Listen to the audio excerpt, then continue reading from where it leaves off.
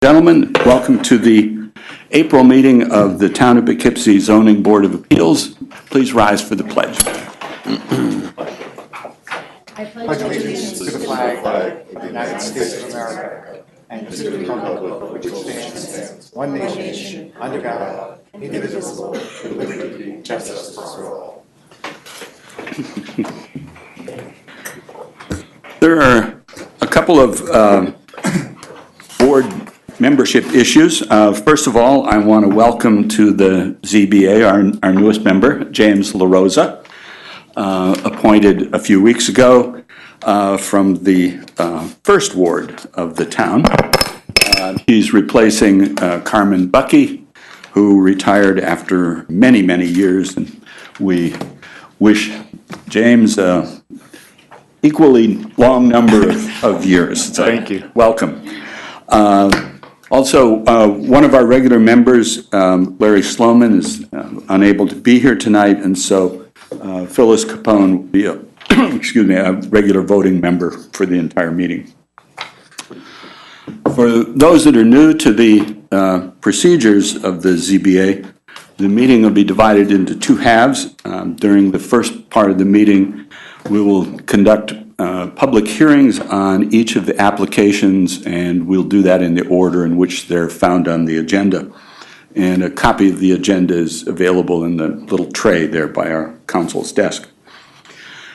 For each of the public hearings, we'll ask the applicant to come forward and to be sworn in. All testimony before the ZBA has to be sworn testimony.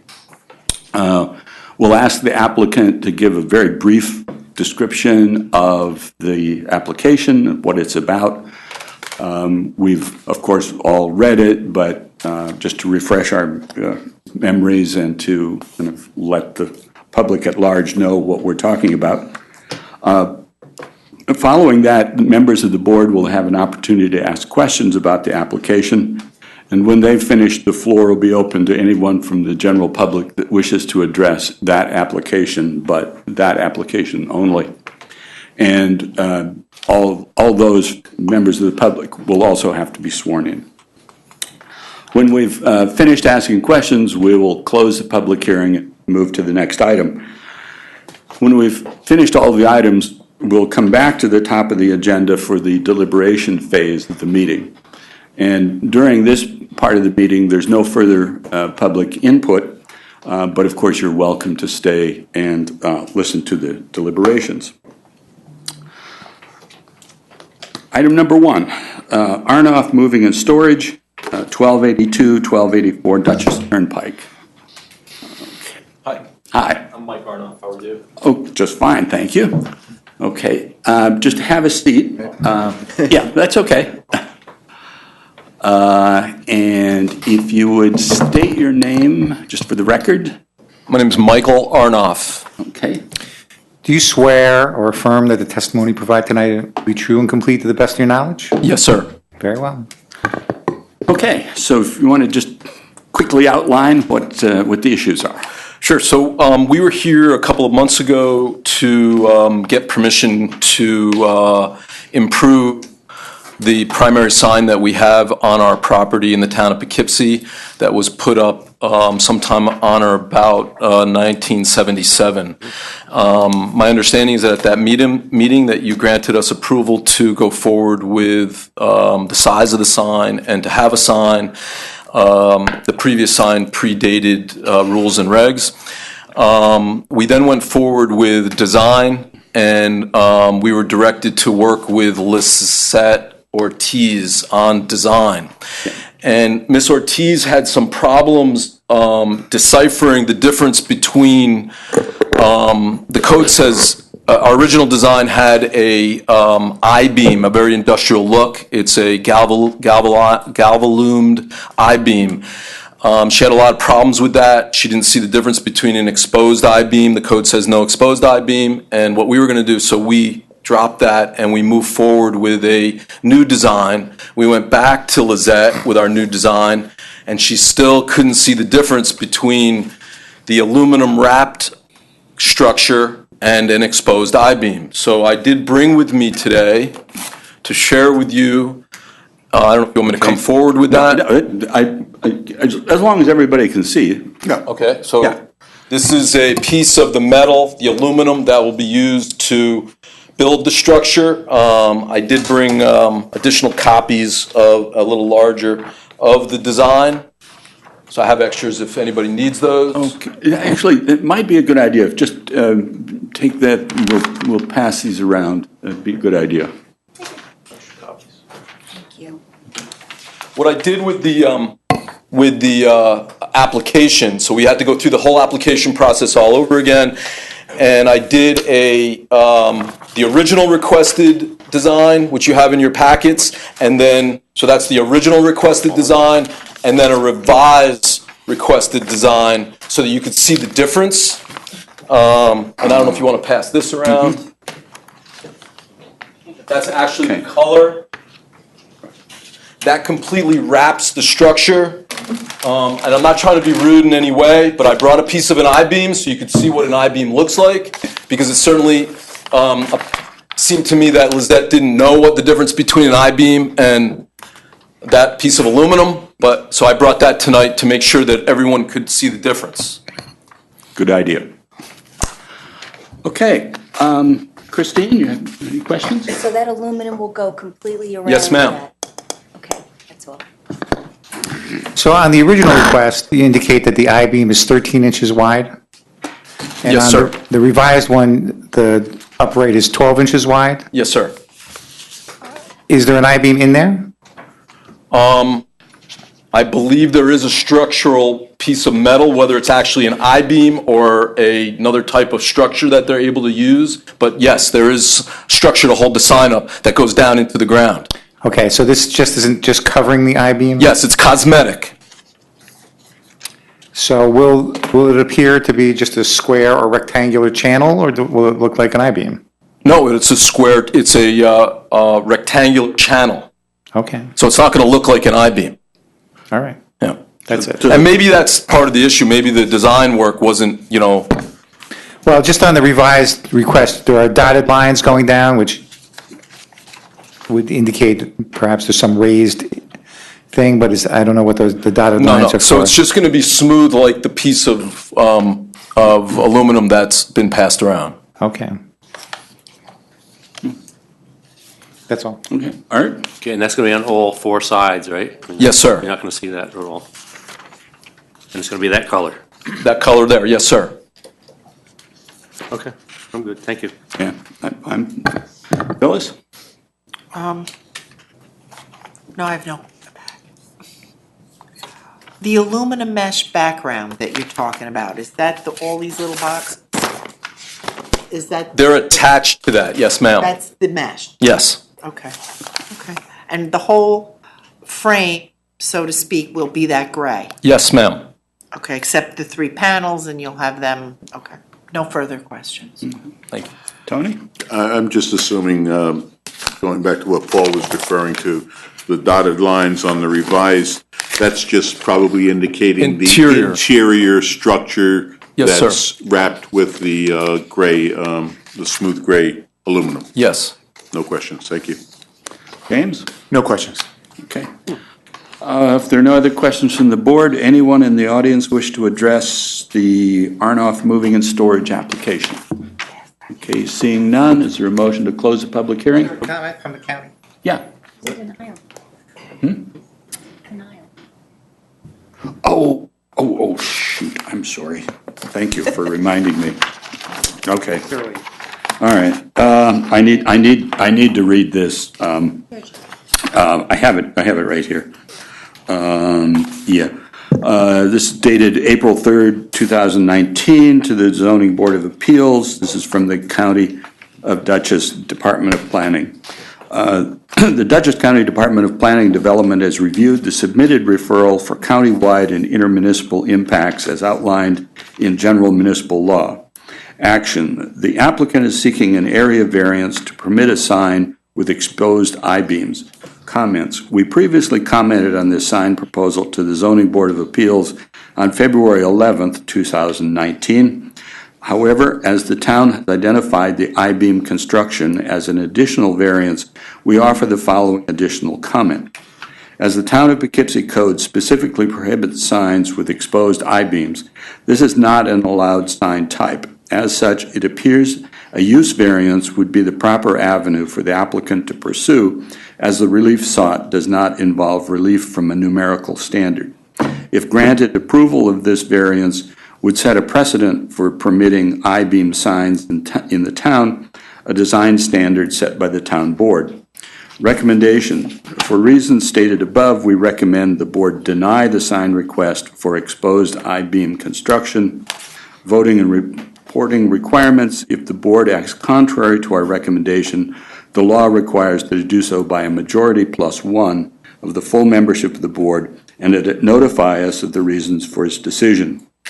Owen Rafter, Commissioner, by Janet Kozoza, Deputy Commissioner.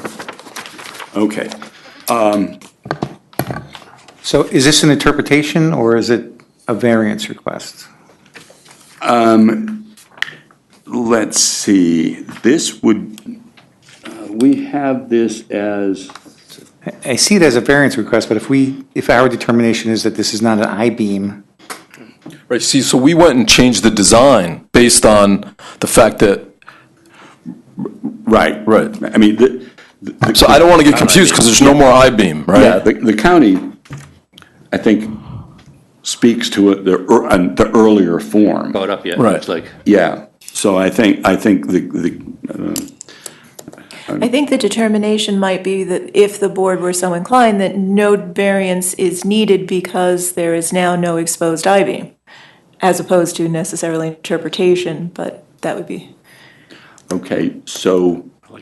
because the variance is But allow an I-beam. Lizette has made the determination that the most recent proposal does constitute, at least for purposes of the code, an I-beam.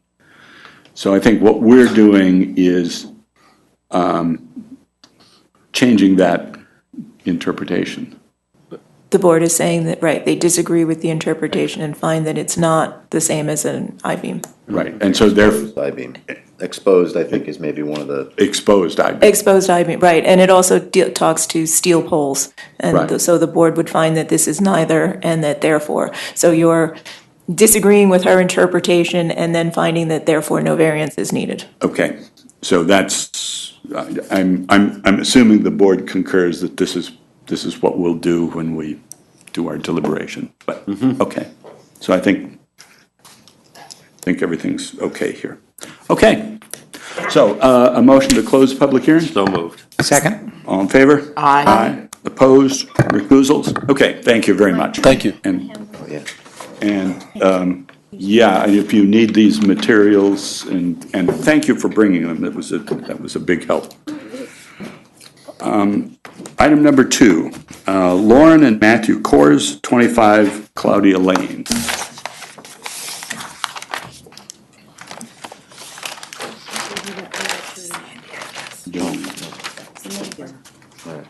Oh, no.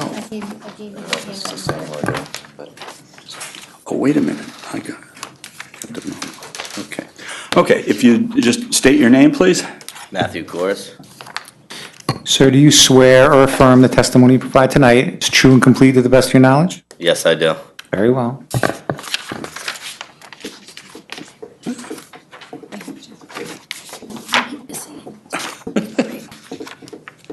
Okay, that one. Gotcha. Okay, excuse the interruption, I'm shuffling paper. No problem. It's one of the hazards of this job. Okay, so if you just let us know what brings you here. So I'm here because I want to do an attached garage, and it's going to be closer than the allowed amount to the edge of my property. So just a brief, I was here last year, and I had a plan to do a detached garage. I was calling it a shed at the time, but it was basically a garage. So, and it got approved, but upon starting it, I started to, because I know one of you guys' concern was that I bring it down to the level, because I have amount of dirt, that I bring it down to the level of the existing house. So upon digging, we realized that my existing footings on the house are not deep enough and that they would be exposed to frost. So now I want to take that pretty much the same structure and move it closer to the house and make it an attached, which will actually be moving it further away from the property line that I was going for last year. Okay. Okay. Okay, we've received one letter on this, and so let me read that. This is dated April 8th, 2019. Due to recent surgery on Friday, April 5th, which I had wanted to attend the hearing concerning my neighbor's request at 25 Claudia Lane for this evening. Due to my condition, I cannot attend. I would like to attend, for I do not understand this application from him. So I would like legal advice. The notice was sent to me just at a time I had felt ill. I ask if I can speak to legal lawyer at a later day so I can know if this matter does not interfere with my property. Sincerely, Lillian Bryce at 27 Claudia Lane. Yeah, I've talked to her. I talked to her about the prior one. She came over and I explained to her what I was doing, and she seemed fine with it. And it was the same thing last time. She said the same thing. She couldn't make the meeting. So she got the letter, and I explained to her, well, I'm taking it and I'm moving it even further away from your property, closer to the house. She seemed like she was fine with it. I'm not sure what issues that she has with it. Okay. Okay. Christine? No questions. Paul? There's a fence that goes down the side of the property. Correct. Will this garage extend past that? No, Okay, do you know about how many feet inside of it will be? it won't be inside the fence. How many feet closer to the house that the fence is? What's the difference between the width of the garage and where the fence is? About 6 feet. Okay, that's all. Art? I'm not sure if I missed anything, but it's going to be the same color as the house? Correct. The look's going to be Same siding. pretty much? Yep. Okay, I'm good, thank you. Okay. So I have the pictures that I have in here. That's there's a couple of houses in my neighborhood that have the same thing. This just happens to be one of them, and it's going to look exactly like that. Okay. There are some, I think, small trees or large bushes or something. Are those on your neighbor's property? Those are hers, yes. Okay. The house is Okay. Lillian's, those So- are hers, so- and they wouldn't be Driveway there. affected. Okay, so the proper line is more or less where the fence is. Go there. Correct. Okay. I do actually have a foot past the fence. It's just that's where the two panels ended up, so Okay. it's pretty much there. Okay. Okay. Phyllis? I have no questions. Tony? No questions. James? No questions. Is there anyone in the audience that wishes to address the application at 25 Claudia Lane? Okay, seeing none. Is there a motion to close the public hearing? Moved. Second. All in favor? Aye. Opposed? Recusals? Okay, thank you very much.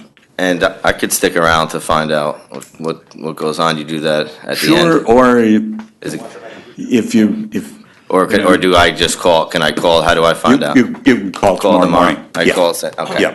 Thank you, appreciate Okay. it. Have a good night. Okay, item number 3, Aaron and Erica Finch, 7 Old Spack and Kill Road.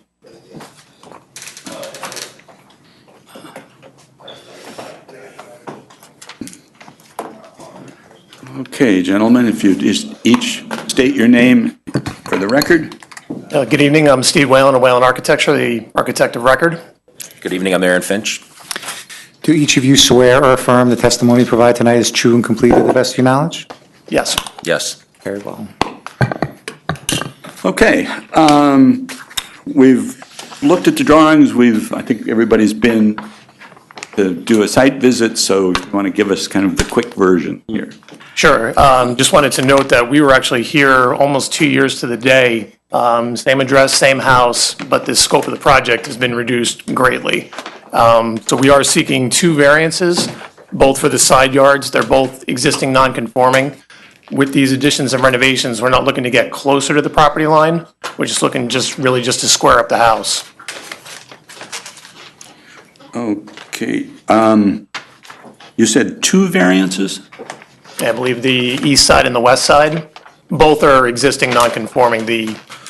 I have the west side as 11 feet existing, so we need a 9-foot variance. And then the east side is 15.3 feet, so we need a 4.7-foot variance. Okay, I have just the 11-foot variance on the agenda.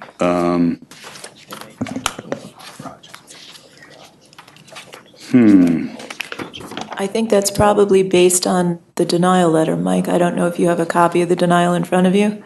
But since the other variance is less substantial than the one that they're here for, if the public isn't concerned, I don't know that we can deem the application amended orally and deal with both variances. I mean, we don't technically have a legal notice for the second variance, but I don't know that. But it's Less than a smaller noticed. variance. Correct. And what was noticed didn't say which side of the house the side yard variance was on, so. Right.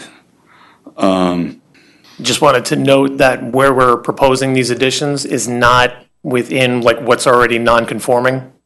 The non-conforming is like the tightest part of the property. Right. So where we're proposing to do the addition is actually beyond like that 11 feet, actually where it's wider. Right. So the only change to the footprint is actually going to be, if I remember, sort of a little bit to the front, and then there's a spot in the back. That's correct. Okay. We're not actually making it worse, like with that 11 feet and the 15.3. Right. So it's, as far as the side yard is concerned, it's exactly the same footprint, it's just going up. Correct. Yeah. I really don't have a problem about incorporating both of these into into our decision. Everybody okay with that? I'm good with it. Yes. I think this is a de minimis kind of thing. Okay. All right. Christine, any questions? No questions. Paul? Nope, no questions. Art? No questions. Okay. I got mine answered already. Phyllis? No questions. Tony? I have no questions. James? I have no questions. Anyone in the audience wish to address the application at 7 Old Spack and Kill Road? Okay, seeing none, is there a motion to close the public hearing? So moved. Second? All in favor? Aye. Aye. Opposed? Recusals? Okay, thank you. Right, thank you. Have a great night. Thank you, everyone. Good. Okay. Item number 4, Ronald Thomas, 2 Nassau Road.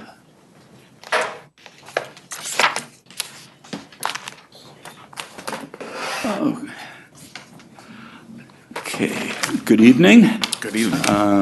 I guess as long as both of you are here, you both can put your names into the record. I'm Ronald Thomas. Paulette Thomas. Do you each swear or affirm the testimony provided tonight is true and complete to the best of your knowledge? Yes. Yes. Very well. Okay, you want to explain what you're proposing to do? Well, we want to replace an existing 6-foot wooden fence that's on the side of the house and in the other partial side of the front of the house. Yeah. Okay. Christine? Can you tell us a little bit about what the fence is going to look like? What color? It's just going to be another wooden fence, so. It's going to match the house. Oh, so you want to. Okay. Whatever the color house is, beige. Similar- We'll go to Home Depot, yeah, Okay, and price it out. okay. That's the all. plan. Okay. Paul? Is there a reason why you need a 6-foot fence? Particularly, most of the property, the existing fence is a 6-foot fence, so I just want to go back with the same type of fence, for more privacy. And we're next to a school, so All the traffic goes right past our house. Yeah. Okay. How long has the fence been in that state of disrepair? We kept patching it up, and now it's like unpatchable, so I cut down all the shrubs and the trees around it last year, and there you can see, it's just horrible. Falling apart. Yeah. So if I understand the drawing that you provided, you intend to, there are, some railroad ties or something along the edge of the property? Right. Do you fit, is that the line you're going to use for the fence? Yes. Okay. Would you have any objection to, because you have two front yards, because you're on a corner, do you need to have it squared up the way it is on your drawing? Or is it possible for you to follow the line of the front of the house back to the corner? You understand what I mean? I'm not quite clear what you're saying. So, front of the house goes this way. You just, now the fence comes out more towards the front of the house, correct? More towards the street, more in front No, of the it's going to be house? the same, it's going to be exactly where the old fence was. Right, so my question is whether you have any objection to keeping it in the line of the front line of the house, as then it meets along the street. Do you have any objection to that, or is it necessary for you to square up the property like it's on your drawing? Yeah. Yeah, I think what, He's the drawing. what he's talking about is, okay, here's the front of your house, okay? And suggesting, what if you continued the fence along the line of the front of the house? It would cut off a portion here. Let me call it this way. Yeah. You did the drawing. So, instead of running here, if you went straight across here, like that. Yeah, my concern is about the sight lines for the corner there. Cutting down on the yard, backyard. So That's true. Yeah, you'd lose a little bit. You're losing a little bit, yeah. Okay, technically speaking, well, I better, I have to speak in the microphone. I get after people when they don't. I better do it myself. Technically speaking, the code says that you can't have a 6-foot fence in front of the front house line. Okay. So it's going to cut it back this way, you're saying? Yeah.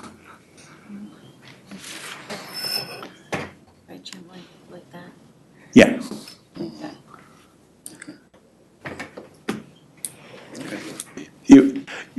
Yeah, I think what Mr. Lay is saying is that then a car coming here and that wants to turn has got a little better angle. Right. I see what you're saying. I think the drawing was originally off the way I presented it. I think this is the way it is now. Okay. It's pretty much. Okay. So if we put if in the variance, we just say that the fence will follow the line, what's it called, the front line of the house. Okay. Okay. Yeah, because technically speaking, because you're a corner, Right. this is a front yard and this is a front yard. So kind of what we're doing is what we're saying, okay, this is clearly the front of the house. Okay. Okay, so if we call this the front, then we'll build the fence even with the front, and then this now we'll consider a side lot or a backyard. Okay? Probably, yeah. Okay, great, okay. Is that? That fairly and accurately describes what I was trying to say. Thanks. Okay. All right, I think that's a good amendment here. Paul, you have anything further? No, that'll do. Okay, Art? I'm good. Okay, me too. Questions? Tony? No, very good. James? No questions. Okay. Anyone in the audience wish to address the application to Nassau Road? Is there a motion to close the public hearing? So moved. Second? All in favor? Aye. Aye. Opposed? Recusals? Okay, thank you. Thank All right, you. thank you. Okay. Item number 5, Rabbi Daniel Sanoff, 94 Fulton Avenue. That's the residence. The application is for 150 College Avenue. Sure. Okay. Mr. Chairman, my name's Kenneth M. Stanger. I represent the applicant here tonight. Okay. Karen Hagstrom has communicated with the board, and she gave me a list of things, and she said if I did them all, that I would be okay tonight. The first thing Okay. she said was I hand these out. I don't know if But, that's. all right, and before that, if you and your client would state your names for the record and be sworn in. Kenneth M. Stanger. Rabbi Daniel Sanoff. Do you each swear or affirm the testimony you provide tonight is true and complete to the best of your knowledge? Yes. I do. Thank you. Yes.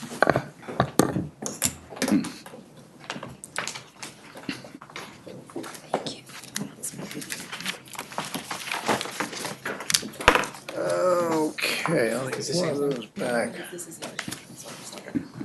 Do you want the, is that the original with the clip?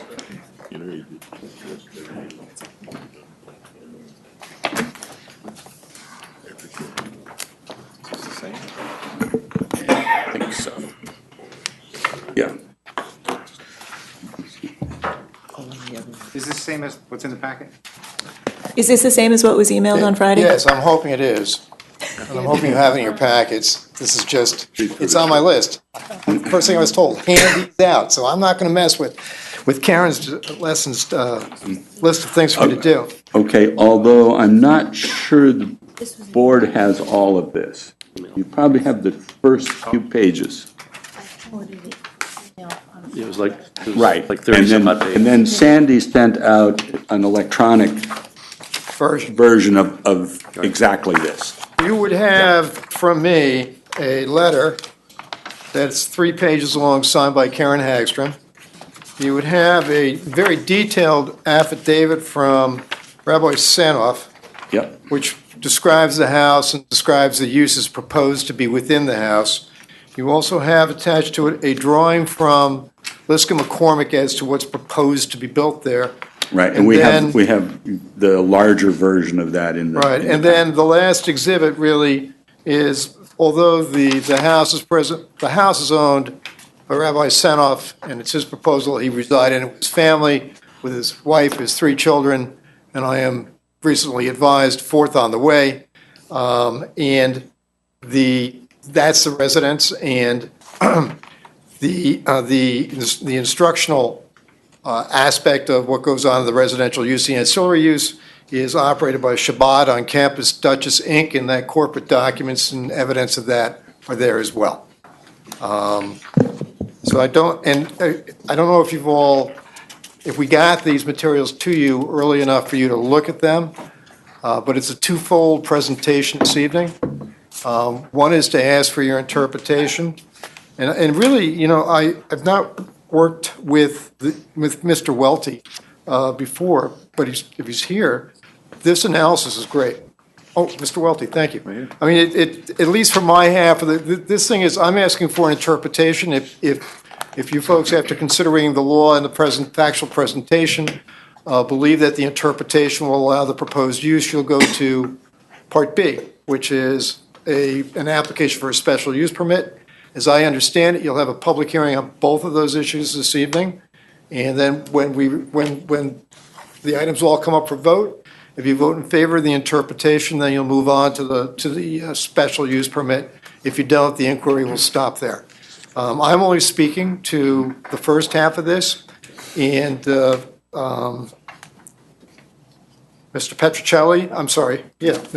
Petricola is here from Michael McCormick's office. He'll be speaking to the second half. And I don't want to. Yeah, I'm getting a notice that, put the mic a little bit.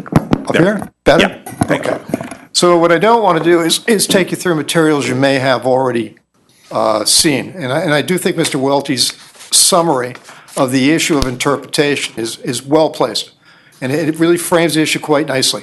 You have a code that says you can have an ancillary use within a residential occupied home that will permit the daily activity that's proposed here, which is that there'll be well, I want to make one thing clear. My client proposes to operate within the Vassar community. We have no affiliation with Vassar College. I just want to make sure everybody's clear on that. But the proposal is that the house is located at Vassar College, that there is a Jewish student body that will be interested or may be interested in availing itself of learning more about Judaism and their religion and the customs and the culture and the religious aspect of that faith, and that this family, residents, will embrace them into a larger family setting. And during the day, during tutorial sessions or during lessons or during Torah study, and I apologize, I'm not versed in all of the things that would happen in that school, specifically as to terms, but I'm very clear on what's intended, is that if people of the Jewish faith wish to explore its meaning in a greater depth, that this will be available to them. It's a resource available for the Vassar student community to avail itself of.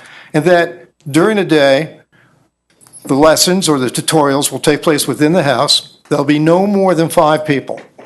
And the staff will live in the house. There'll be no non-residential staff. It'll be Rabbi Sanoff. And if that were the end of the inquiry, I wouldn't be here asking about the interpretation, because the balance of the use is not defined in the code. The balance of the use is that on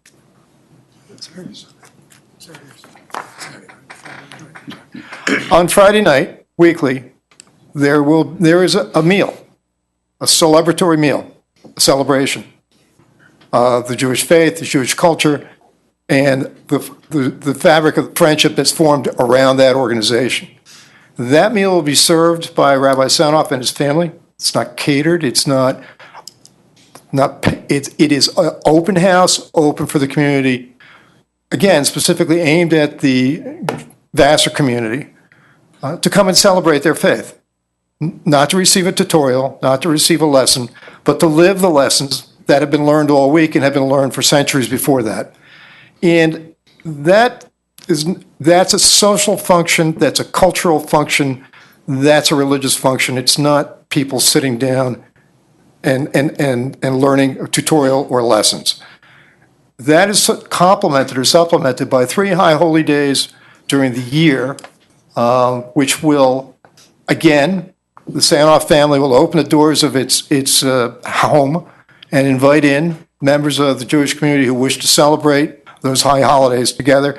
And they think that historically, we're looking at 30 to 40 people, but I want to talk about those numbers in a second. But they would be there to eat, to have dinner, to share stories, to share songs, to socialize, to be friends, to be family, as opposed to a formal service, as opposed to a lesson plan, as opposed to a lecture. People aren't showing up to hear a guest speaker.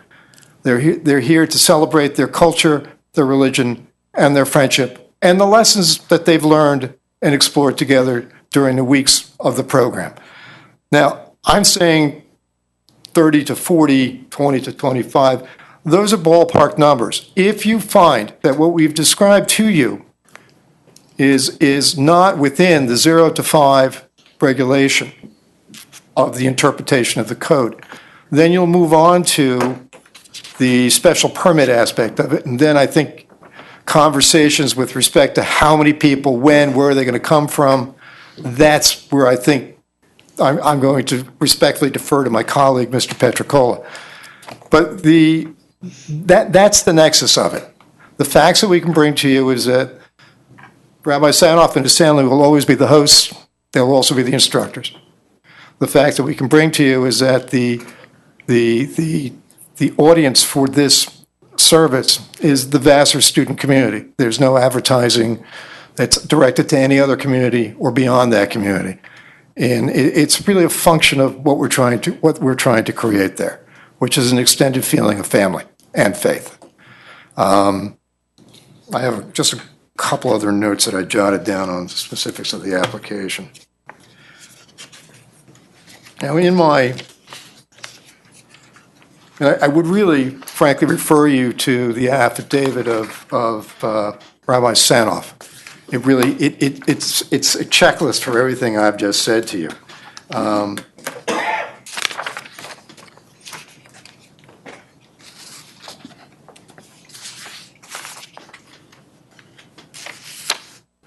So I do want to introduce into the record 2 letters that I received today from folks who live, 3 letters, from folks who live. The Chabad enterprise exists now on Fulton Avenue in Poughkeepsie.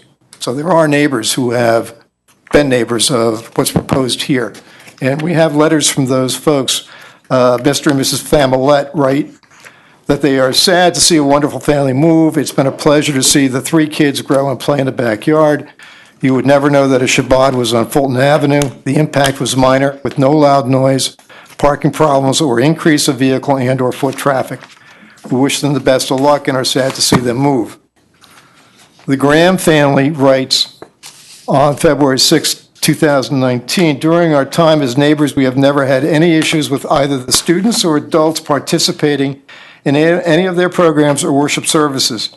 Members of the Chabad House have been extremely courteous in both parking practices and noise levels. In addition, the students have always been polite whenever passing by our house and take the time to greet us when we are outside.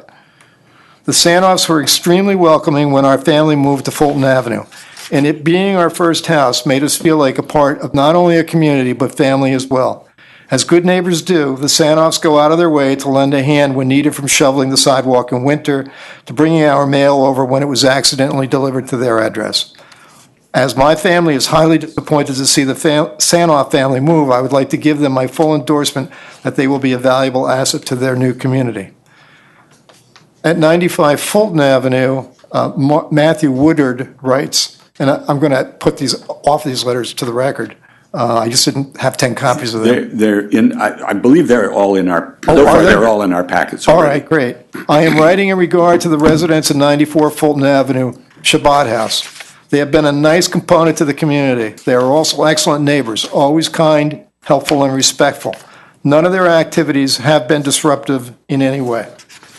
And I think that although these are all subjective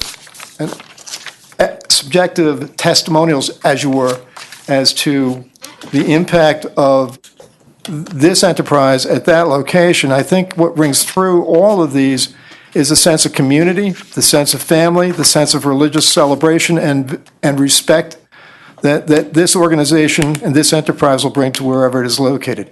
I did, in my letter, make reference to the effect of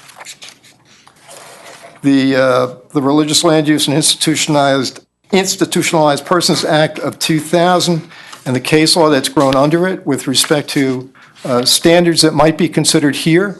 I'm not your lawyer, so I'm not going to tell you or argue what it means, but I would urge you to consider that law, consider that precedent, and discuss it with your attorney in making this decision if you feel it's necessary. If you feel it's necessary. So that's really the close of my presentation. It's this. If I have family in my house. Thanksgiving, I have 25 people. I don't have them every Saturday. But even if I did, I think I'd be allowed to. And I think you all would agree with that. And I hope you will. And I hope you will find that the interpretation that we're asking you to consider, which is that the gathering for family, for religion, for social purpose, for cultural relations, a gathering of love is not the same as a tutorial or the giving of instructions. The tutorial and the giving of instructions will be no more than 5 people in compliance with the code. Mr. Petricola will talk to you about that. What we're suggesting is that the other use of the property, as we've described, falls outside of that code, and we are asking you to please interpret that code in a manner consistent with what I am offering to you. Thank you. Okay. All right, let me see, before we get started with questions, let me just clarify the procedural matters. So we're having a public hearing clearly on the request for interpretation. And then will we also deal with special permit use issues? Well, I think that technically they're listed as one public hearing, it's one legal notice. Okay. I think the board should focus first on the interpretation issue.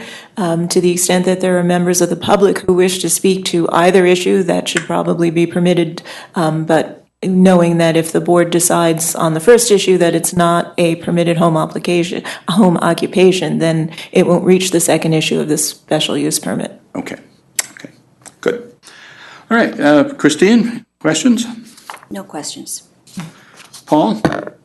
Rabbi, can you tell me the activities that occur now at 94 Fulton, how will they differ from what you intend to do at college? They actually will say exactly the same. We're in a 1,400 square foot house with a 3-bedroom with a growing family. My wife is due any day with our 4th child, so we're really looking to move closer, it's a better location, and to have a more sizable house for our family uses. But the Jewish community of Vassar is not growing, so we expect that our usage will stay the same. And do you host 20 to 25 people for dinners now? Correct. Okay. Is there a charge for the instruction part of it? Nope, everything is free. Is there a charge for the dinners? We deal with college students, so everything is free of charge, and we fundraise to defray the costs.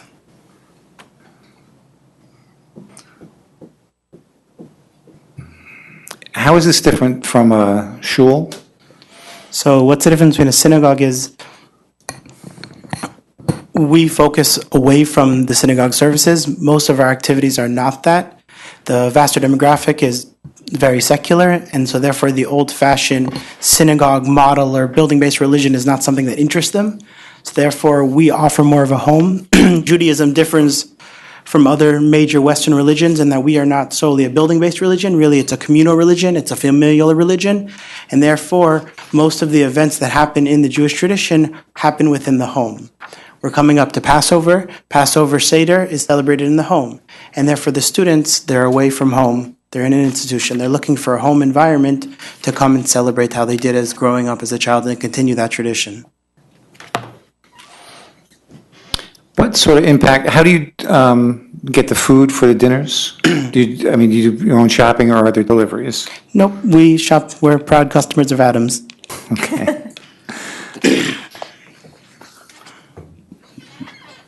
All right, I think that's all I have. Okay, all right. Oh, I'm sorry, I do have one.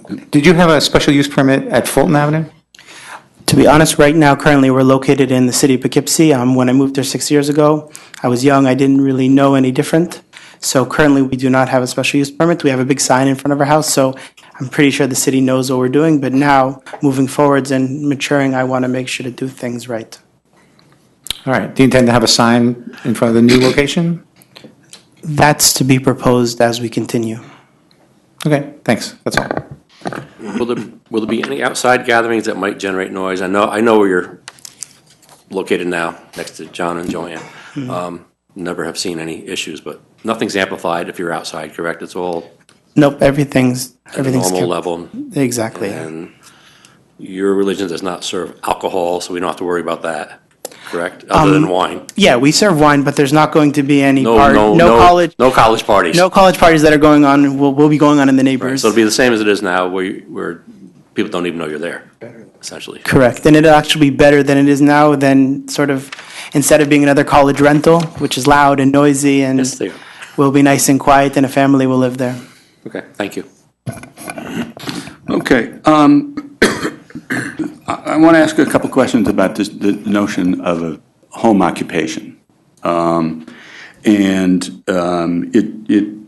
seems to me from the material you've submitted and what you've said tonight that the kind of daytime activities, tutoring, counseling, instruction, whatever, would fall under the notion of a home occupation. the difficulty I have is that also from the materials you've submitted, it appears that the Sabbath and the high holidays is an essential part of what you're trying to do at 150 College Avenue. Is that correct? May I address that? Yeah, sure. Sure. So the way I'm seeing this as a predicate question is the nature of, I don't want to avoid it. So it's a two-part answer. The first part is, of course, it's essential. It's essential to the culture. It's essential to the celebration and the familial sense that is trying to be brought closer to the Vassar community and those who wish to avail themselves of it. But as essential as it is, it's as different as the celebration of a Christmas dinner as it is as the Christmas Mass. So, well, of course, a Catholic Mass is a celebration. Okay, yes, I'm sorry, but I certainly, I don't. So my secular space. Let's not quibble about words I don't mean. But what I'm saying is that I guess what the thrust of our application is, and I didn't want to be dishonest. Yes, it's essential because it's part of the celebration of what you go there every day to learn and live. But the function though we're asking is to consider that the function doesn't fit within the daytime use. It doesn't fit within the instruction tuition. It's really, quite frankly, the result of the success of the daytime function of tuition and lessons. So it is essential, but it's different. And our application asks this board to recognize the difference in that function, that these are people who are putting the lessons that they've learned during the day to use in these celebrations at night. Okay, I understand that. What I'm trying to do is to see what this means in terms of our code and its specifications about what constitutes a home occupation. Okay, I understand the link, between the meals, and the learning and appreciation of the culture. Okay, but the question that's before us is the question of, does this constitute a home occupation? So what I saw in reading your code, a home occupation was generally associated with something that functioned as a professional business during the course of the day, had appointments, had regular hours, people came, they did their business, they left. And as a general scope, there was no defining, here's what you have to be, but if you looked at it, it was lawyer, accountant, it was anything. But this is, I guess all I can say to the board is ask the board to consider in your code the example of every business that's given or every profession that's given as an example of a permitted occupational use. And then I don't think you will see anything that remotely comes close to what I've described to you, because this is not a business. It's not a celebration. There's no one getting charged for the meal. There's nobody getting charged to attend. It's for free. It is for the students of Vassar to have a place to go if they wish to and choose to celebrate in this manner. That's the difference. And that argument makes it or it doesn't, but that's the difference. Okay. Thank you, Mr. Challey. Thank you. Phyllis. And what hours will you operate? On a daily basis, we'll offer between 10 and 7 p.m. But then for the Friday night or the Passover Seder, we would operate until 8:30 or 9 o'clock respectively. And on college, how many lessons are you having currently in a day? 94 Fulton Avenue, you mean? Or I'm sorry, yes. So we probably have between 0 and 1 lessons a day. Some of our activities, the students invite us to come onto campus and join them. So for all of our bigger events, the students invite us to come onto the college campus and run there. So at our house is more sort of for the home, intimate setting. And what kind, if you don't mind my Sure, asking, go. what might you put on at the college at the students' request? For example, this Saturday night we did a Model Matzah Bakery. or we do social events like Roll Your Own Sushi event, or we do an event it's called Taste of Judaism that explores the international diversity of the Jewish community. So we explore Jewish communities from Yemen, from Morocco, from Cuba, from Mexico. And those are sort of the larger scale events that are open for not just the Jewish students, but for all of the student bodies that the students ask our assistance in hosting. So really our home is really sort of for that home feel. That's really what we're looking to achieve. Okay. Now, you reference the Shabbat on, I think that's on Cedar Avenue. So how do you maintain two places? Are there? There's another rabbi and his wife that live there that maintain that, so we're two separate. So it's two of you? Exactly. Okay. Separate. I have no further questions at this point. Tony? Actually, I'm surprised you didn't mention this. Mr. Stanger used the word tuition. Who pays tuition? I didn't, I said tuition free. Tuition free. And that was a response to Mr. Leahy's question, and I'll I let thought when you were responding to Mr. Chowdy, you were saying the word tuition came in. And I was just wondering, are those the students at the 0 to 5 that come, or? So, yes, in order to sort of. I guess I'm trying to understand the occupation aspect. In order to sort of provide for any student, we are free of charge. And the Jewish community supports our efforts in that.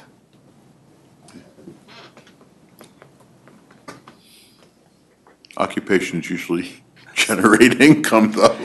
You're telling me. That's usually only on a good week. Hear ya. Thank you. James? No questions. Okay. So as to the income issue, though, if this were a case where there were a counselor who was volunteering her services and supported by donations, I think that would be the analogous situation that the board should consider in terms of looking at the daily occupation. So I think the use is the use, and how it's funded is separate from the use. So if it were something, if the weekly action were something that the board would deem to be a home occupation, then it should be a home occupation in this situation also. And if it were not, then it shouldn't. But it should not, the funding, I don't think, comes into it in terms of whether the use itself is a home occupation or not. Okay. Let me just clarify something then, based upon that. The funding for the dinners, is that the same source as the funding for the instruction? No, usually the dinners is just we view it as our family. Just how Jewish people in every Jewish community, they find it as an important act to host people that don't have anything of their own and they pay from their own money. So for the dinners, we mainly pay from our own little stipend that we get. But for the other aspects of the organization, that's where the fundraising comes into effect. Okay, thanks. Okay. All right. Before I open the floor to anybody from the public, we've received 2 letters. Is that correct? From neighbors, and I just want to read them into the record. The first one is dated April 5th, 2019, to the Town of Poughkeepsie Zoning Board of Appeals. I own properties at 146 and 146A College Avenue, and I oppose Rabbi Daniel Sanoff's request for a special use permit for 2 important reasons. First and foremost, if the Town of Poughkeepsie Zoning Board were to grant this special permit, it would violate Town Code 21074D and thus create a slippery slope. What other special permits could be granted? How much would they change the neighborhood? I own homes and pay taxes for a residential neighborhood. I do not want it to change. Second, the request involves establishing a religious nonprofit organization for Vassar students, yet Vassar College has not requested the special permit. If the college wants a property for the Vassar Jewish student body, why isn't the college seeking the permit? I oppose the request as it does not seem above board and sanctioned by the college. Sincerely, Ann Gittleman. And the second letter, also dated April 5th. Dear members of the zoning board, I'm the owner of 148 College Avenue, and am vehemently opposed to the rabbi's request for a special use permit. I believe having weekly dinners with 20 to 25 guests would be an intrusion to the residential neighborhood. Please take my request to deny the rabbi a special use permit under consideration. Sincerely, Michael Gittleman. Okay, so those are two that have come in through email. Okay, is there anyone in the audience that wishes to address actually either the question of the interpretation as a home occupation or the criteria for a special use permit?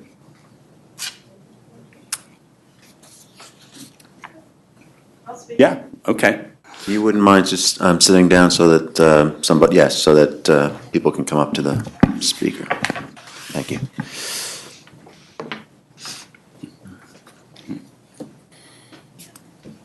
Okay. Hi.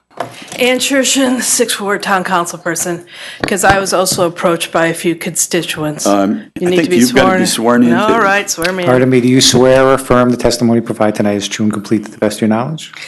I do. Thank you very much.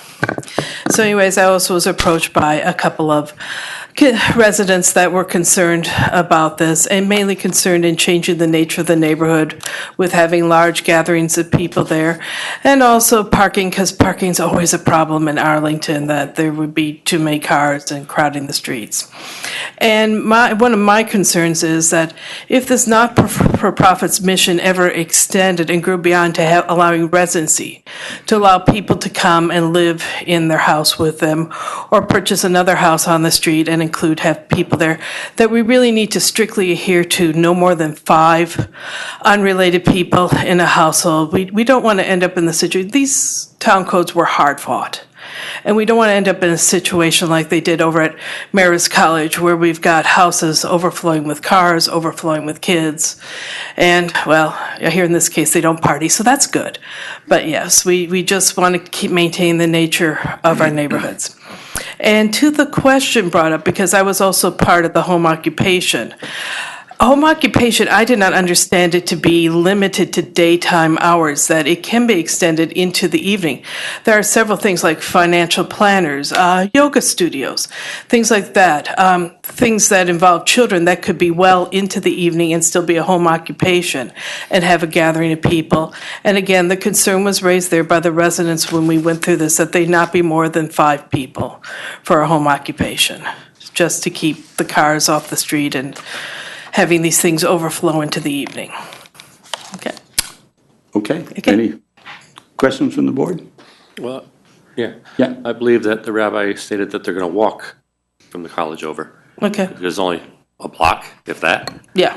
At our current location, that's twice as far as away. We've had no parking issues as clearly established by our neighbors. So therefore, you can hit a golf ball and hit the campus. Right. So And this is not affiliated at all with the college, so it answers that question, correct? yes, correct. So that comes. Yeah. Just for the record, when I read the last letter, I called the vice president for administrative affairs at the college and just said, is there any affiliation between this and the college? And he said, absolutely not. So that's just not an issue. My other question to you, Jim, is we had the letter from 146, 146A, which sounds like a rental. So that has already essentially changed the nature of the neighborhood, if it's a rental property? I don't know what the nature of it is. Again, for the record. Well, this is zone multifamily. This is a multifamily Yeah. district. Right. Okay. Okay. Okay. Thank you. Thank you. Yes, sir. My name is Frank Carbon, C-A-R-B-I-N, town of Poughkeepsie. Sir, do you swear or affirm the testimony provided tonight is true and complete to the best of your knowledge? I absolutely affirm. Very well. I just want to add a slight amount of depth to an impression that was created earlier, alluding to the fine report card rendered by the current neighbors of the rabbi and his family on Fulton Ave, and say at the same time that there was responsibility to the property 150 College Avenue, and repeatedly during the winter, if there was any substantial snowfall, getting that sidewalk cleaned was a genuine issue repeatedly. If snowfall amounted to anything consequential, you can assert, and I would find credible, that if the rabbi and his family are moving to 150 College Avenue, their motivation might be deeper and more proximate, but I at least would like you to keep in mind that year-round tenancy is a careful thing. And I also would love to have some appreciation for what 150 College Avenue would feel like year-round during the Vassar summer session, during the Vassar winter session, et cetera. Thank you very much. Okay, thank you. Yes, sir.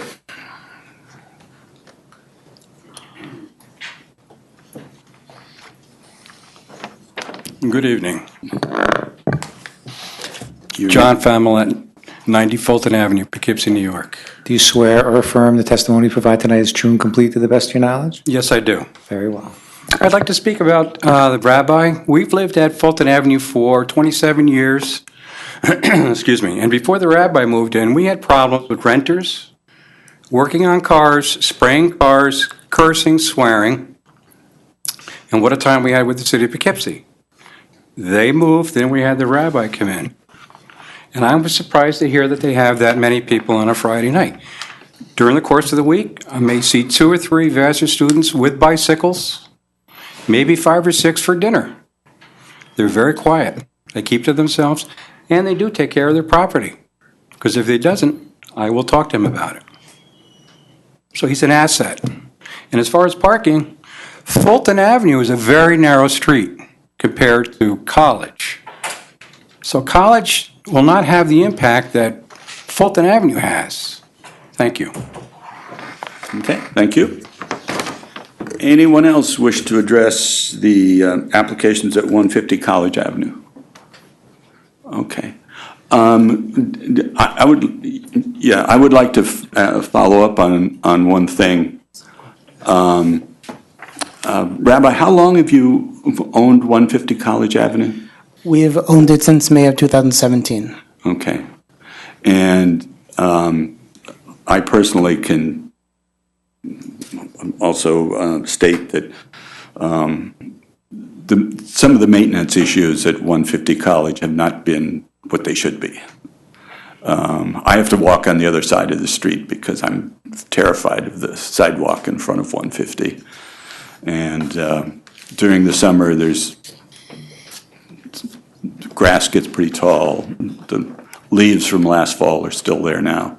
So I assume that maintenance would be taken care of if you move there. Yes, I'm very sorry. That's actually been a long-going conversation with our management company, and that they have sort of repeatedly we tried to work with them, and that is an issue that we're addressing. And I think also it'll be different once we actually live there and our family's there, and sort of our goal is really to make it a beautiful property. Right now it's sort of an eyesore, and we're hoping to make it sort of a focal point and a beautiful point of the neighborhood.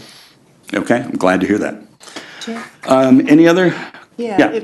Rabbi, if I could ask you to explain the Would you just turn your mic? management company that you referenced, what do they? Well, currently there's college students living there, so they just manage the college students. But once we live there, then he'll be out of a job.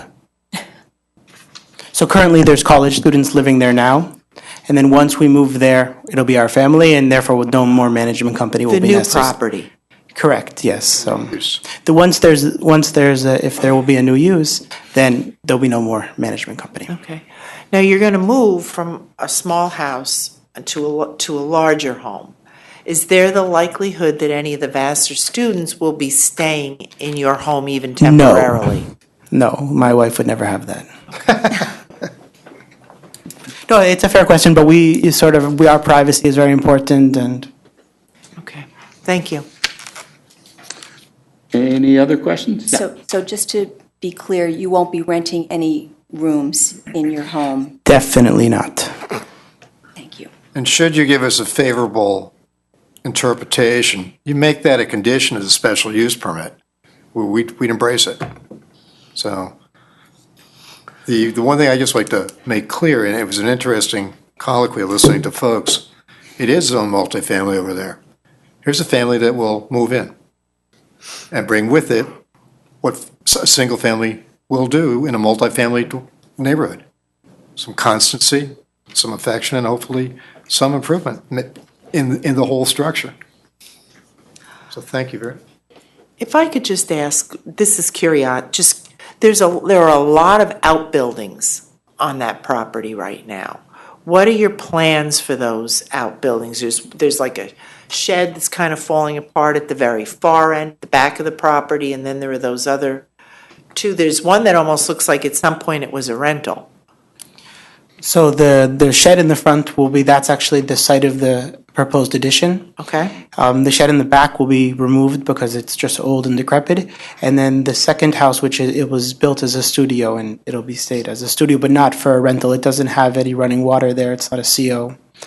So will be a studio. It was built as an art studio, I believe. Okay, thank you. Okay, any other questions? Okay, if not, is there a motion to close the public hearing? So the board should decide whether you're going to make your determinations tonight or whether you might need any additional information on other points. Specifically, if the board were going to move on to part 2 of the application, one of the things that you need to address is parking. And the applicant has stated that most of the people will walk, but the code requires that there be off-street parking for every site. So before you close the public hearing, I think you need to have some understanding of whether you're actually done with the information you'll need and whether you have everything to make your determination that you might want to make. Yeah, I think that's correct, because some of the issues with the special use permit and the physical property may have an impact on whether or not we can even grant a special use permit.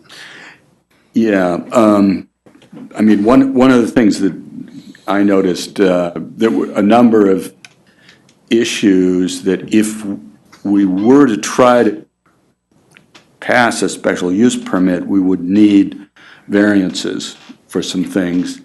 And I just late this afternoon took another look at the plans for the proposed addition, and I'm pretty sure there are going to need to be some variances there.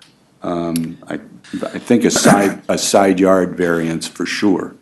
So maybe we should have, since there are representatives from the applicant that can speak to that, maybe we should take that testimony now. Yeah, okay, let's do that.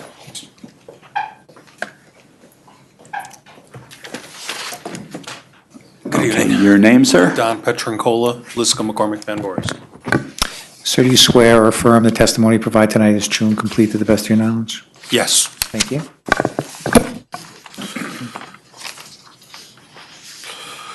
So it is our intent, once we get further into this addition, to ensure that we will be meeting, that this addition will meet all of the bulk requirements of the zone, so that we will not need a side or front yard setback for the construction of the addition to the home, which is largely a garage. Okay. Even on the west side, I thought that looked pretty close. It appears from the survey that at the tightest, we are over 18 feet from the side yard. Okay, and I don't remember. We did some quick measurements. I thought the side yard was okay. I have some concerns about the driveway, though. And the area for the home occupation. Okay. I don't believe that Lizette has actually reviewed the application for the variance, for the setbacks and those things yet. I believe she didn't move on beyond the question of use. Okay. And so maybe that would be something that we would hold. Right. What we should probably do is just adjourn the public hearing. The board can, if it decides to make its determination tonight on the interpretation aspect of it, then the applicant and Lizette can move forward during the month as to whether any variances are needed or the requirements of the percentage of the house that's used by the home occupation, et cetera. Okay, so can I move, this is a procedural question, can I move to close the public hearing, the interpretation, and to adjourn the public hearing on the special permit? Technically, I think it's all one public hearing, but I don't believe that the applicant would be opposed to allowing the board to make a determination on the issue of whether it constitutes a home occupation. And then, so as long as the applicant is okay with that, I don't think there's any bar to having the board decide that issue while the public hearing remains open for the balance of the fact information that may need to come. Okay. Mr. Chairman, we consent to that proposal if the board wishes to proceed. Okay, I think it makes the most sense. Really, I kind of thought leaving them both open made a little bit more sense in case we had any more questions. I guess the only technical question is I'm not sure that you can decide the issue until that portion of the hearing is closed. Yeah. But since it's one public hearing, if the board decided it needed more information, I think we'll be all right. Jim, could I just ask a question? Yeah, sure. Before you close anything? Oh, yeah. It's me. I'm confused by the fact that I have these bylaws and there are, treasurers and boards of directors. Who's going to own the house on College? So currently it's in my private name, and as I said before at the beginning of our statement, the rabbi would. Yes, To just clarify, because I understand the question, the Shabbat organization is a corporate entity, which is why we attach that as part of the exhibits. The home will be the residence of the Rabbi Sanoff and his wife, so it'll be owned by Rabbi Sanoff and his wife as a residence, which then gets us to where we want to be with the home occupancy request. The reason why you have that corporate is because the corporation is the entity which conducts the tutorials, conducts the daily operation with no more than 5 people. That is also owned by the rabbi. What's going to happen to the property on 94? On 94 Fulton? I don't know. that's a good question. It's owned in our private name. We're sort of. I mean, is it your plan to sell that or just to extend the services that you offer? No, so once we move, it'll be only in one site. So what we do with the property, it depends on what the market is or what's available to do. We have that's sort of still up for grabs based on it. But the home occupation will move from Fulton Avenue to College Avenue completely. Is that a tax exempt property? Currently, it's in my private name. So the answer is no? Correct. And what about 150 College?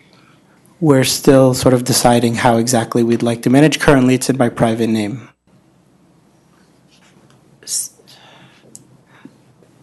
So if it's in your private name, then you and your wife manage the mortgage. Correct. Correct. If it's in Shabbat on campus Duchess, then they manage the mortgage? Yes, but my wife and I run that organization. It would be the same as if the house were in a trust. As long as the person conducting the home occupation is a resident of the house, that's what the home occupation law requires. It doesn't actually require that the person conducting the home occupation own the house. They could be a tenant, or they could be it could be owned by a trust or any other formality. The requirement is that the person conducting the home occupation actually live there. Okay. Yeah, all right. All right. Well, no,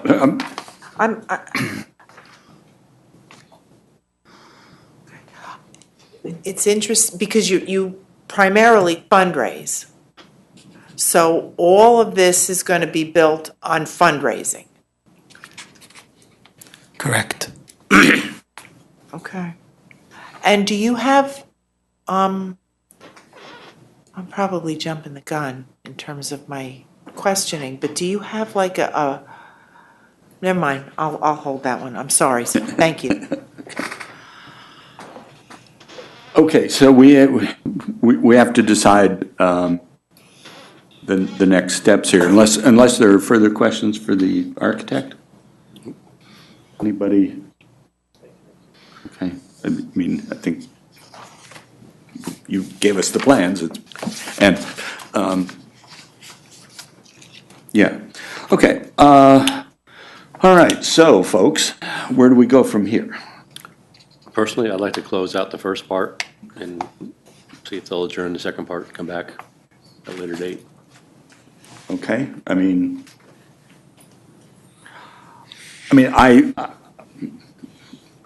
I agree with you that, but I know, Paul, do you have some reservations about No, that? I suppose that's fine. Okay. In that case, I move that the board close the public hearing on Part A of item number 5, and I further move that the board adjourn Part B of item number 5 to, let's see, I guess we have to adjourn it, what's that? May 13th. Okay. Is there a second? Second. Okay, all in favor? Aye. Aye. Opposed? Recusals? Okay. All right, thank you, gentlemen. Thank you.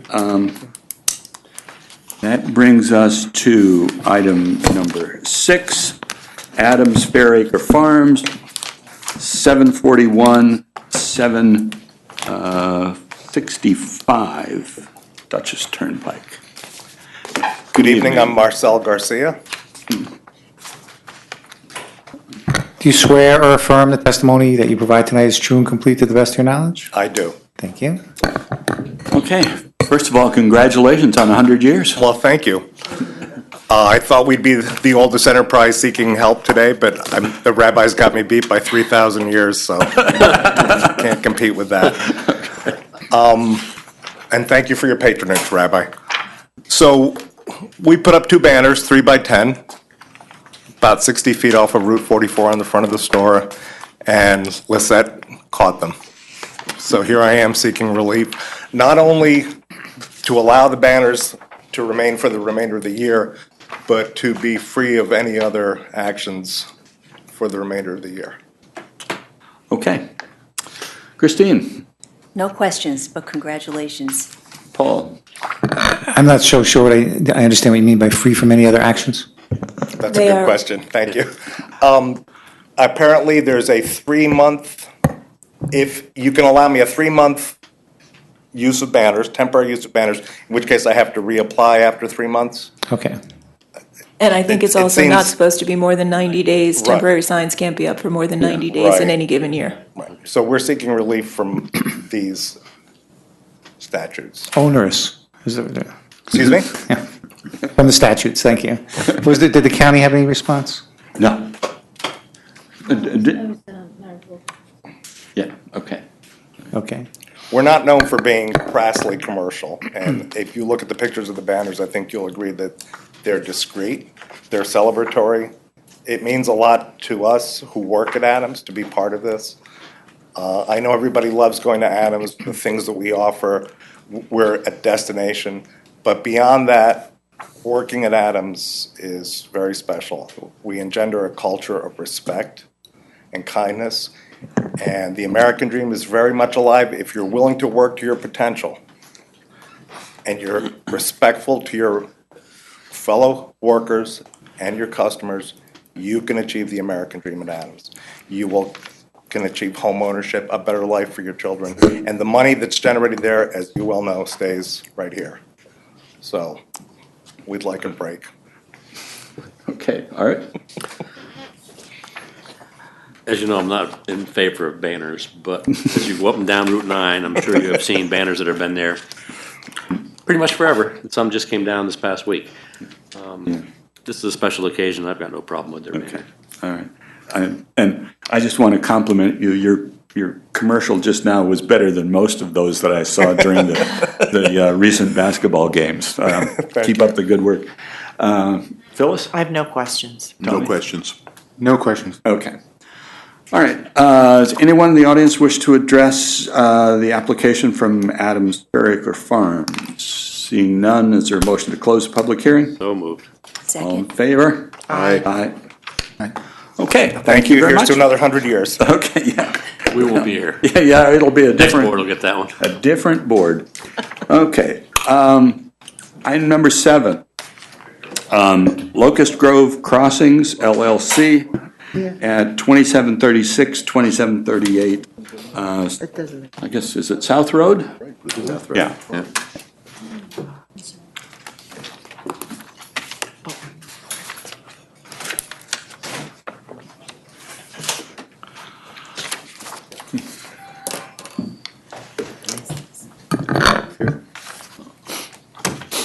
Anthony Cucciolo.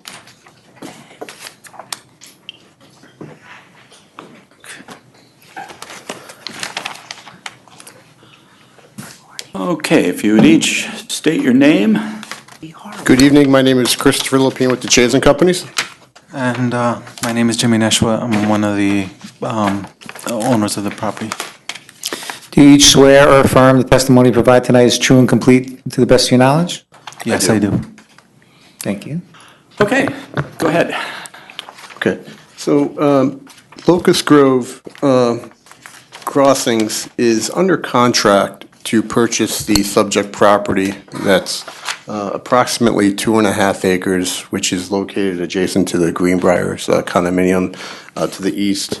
It's bordered by the Holiday Inn to the north, as well as the access drive to the Greenbriers condominium complex. It's a unique parcel in the sense that it's 2.5 acres and it's located in the RM district, and it's surrounded by other multifamily properties that were built under the prior code and is a bit denser than what the current code allows. The current code for the RM district permits up to 6 units per acre. The proposal that's before you this evening, and we've also shown this to the planning board, is for approximately 32 apartments. They would consist of four buildings, 8 units per building. They'd be a mix of 16 twos and 16 threes at this property. However, from the feasibility and economics of the project that's presented before you, this equates to approximately 13 units per acre, which is one of the variances that we're seeking here this evening. The other variance that we're seeking as well to accommodate parking for that is the impervious coverage, which allows 40%, and we're at 48%. We think this is a particular beneficial project. We do know, and I could speak to this from my past experience with this parcel. I've looked at it on several occasions for multiple users, and in the past, the feasibility of development has not been there for those contemplated projects. One being because of the 6 units per acre, and the other being the size of the parcel itself to accommodate a different use, like a commercial type business.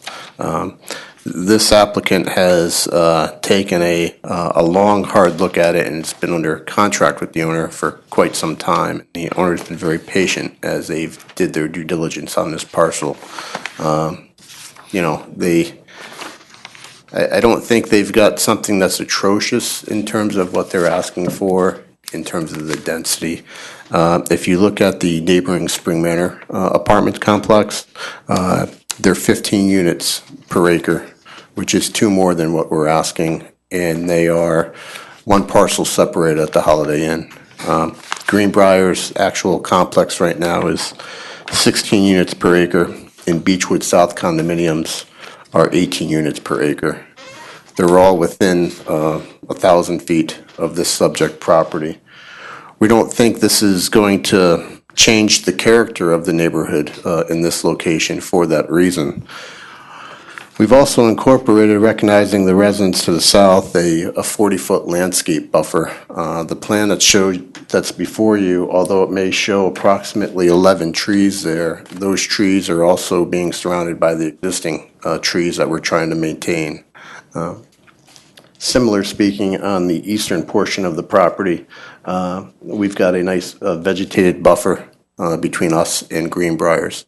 Since we've presented this plan to the board, there has been some additional dialogue with Greenbrier, and they've asked that if this project was to move forward, in addition to the landscaping, if we can incorporate a 6-foot-high fence along the eastern property line as well. And I wanted to share that with you and the board because we didn't have the time to put that on our plan.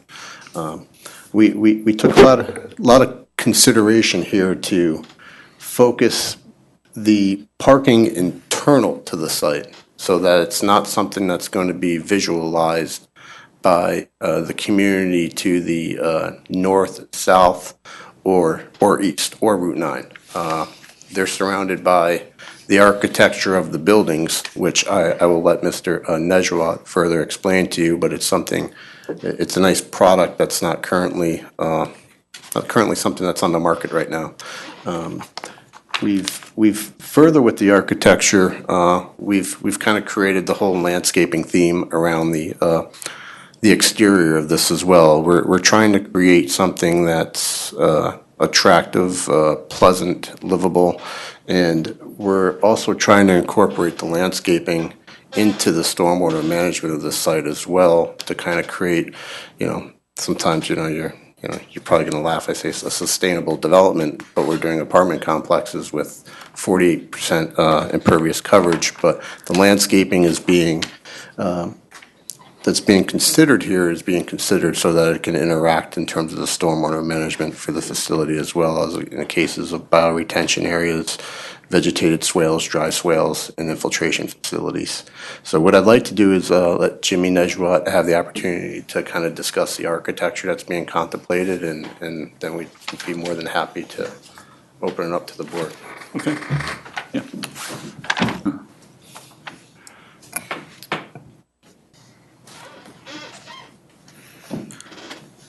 So what you can see from the rendering, we're looking at putting 8 units per building, 4 on the first floor, 4 above. Each one has a private entrance, no common areas. All the building itself is done in a like a culture stone and stucco finish, and each unit is designed so they're actually corner units with plenty of windows. And it looks, in my opinion, I think some of the better looking buildings that we've seen in the multifamily industry.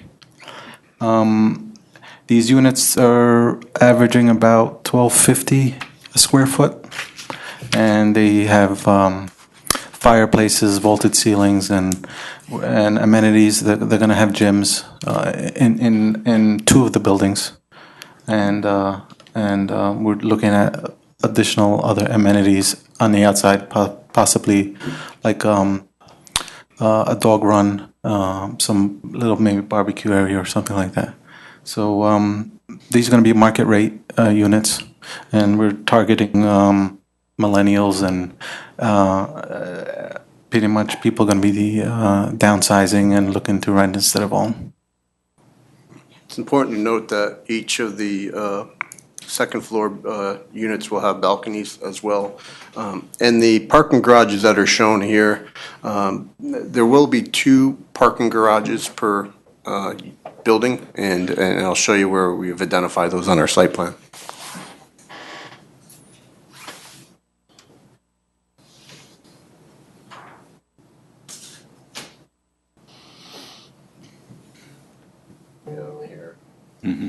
And just for the clarification on the fitness rooms, they'll be located in the rear of this building and this building here. And just to further add to what Mr. Nejwat was stating, as you can see, these sidewalks do go to each individual unit.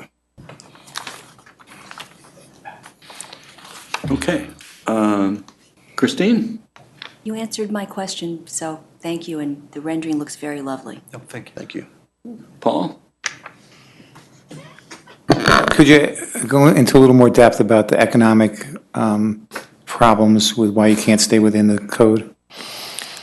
Just the simple cost of the property is quite it's a big number, and the logistics of just owning a property with just a few units and be able to manage these units, you do need a sort of minimum number of units in order to keep the profitability of the units. And keep in mind that we're also now in the town of Poughkeepsie, there's quite a few units going up, so we need to be competitive with them as well.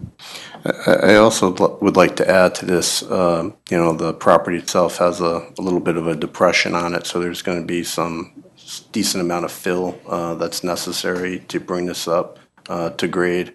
Also, from the construction of any project, like from the stormwater management for this, these are expensive and costly to do nowadays.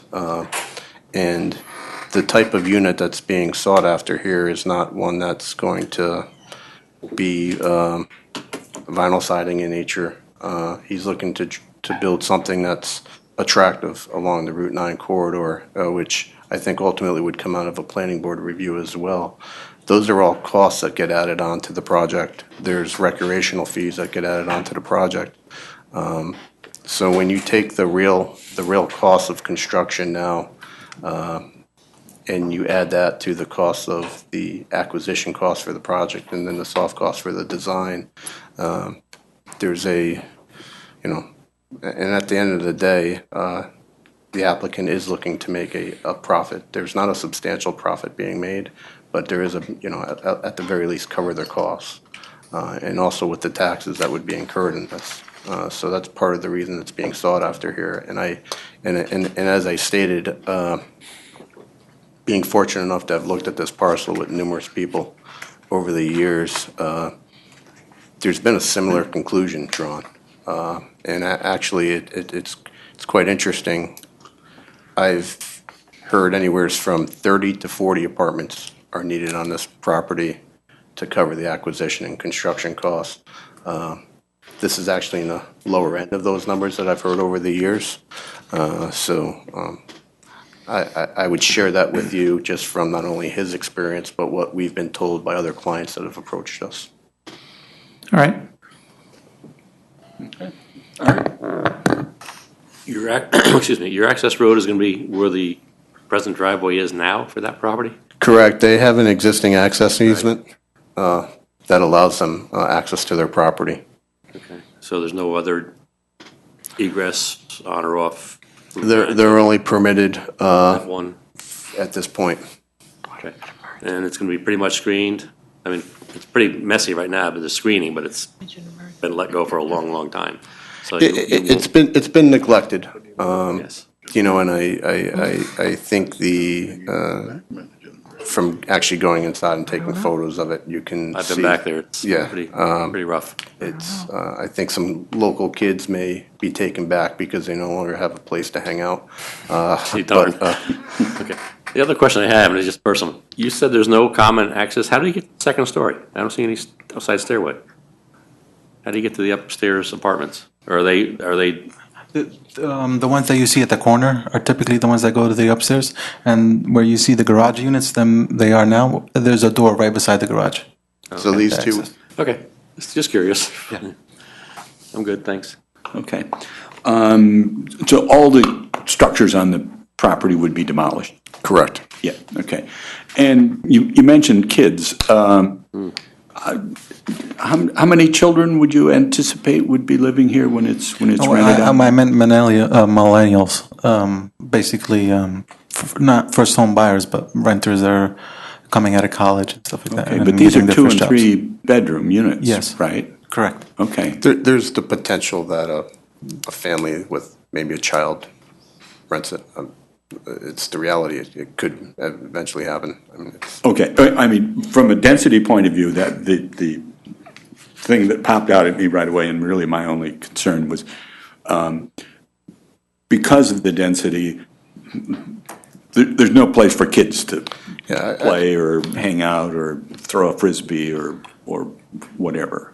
I think part of this is really focused towards those individuals looking to downsize from what they currently have, similar to, if you're familiar up in Rhinebeck, the gardens at Rhinebeck, the condominiums there, they're smaller, but they have more amenities internally, a little bit more of a high-scale living, but they no longer desire to maintain their 3,000 or 4,000 square foot homes, and they've downsized to like a 1,300 square foot condo. Okay, all right. Phyllis? So how large will the 2 bedrooms be? They're right around, I'm gonna say between 1,150 to 1,250 square feet. And a 3 bedroom? Right about 100 square feet more, just for the additional bedroom. Okay, and will they be planned for handicapping conditions at all? All the units will be handicap accessible on the first floor. So the doorways will be wider and there'll be Correct. lower kitchen counters?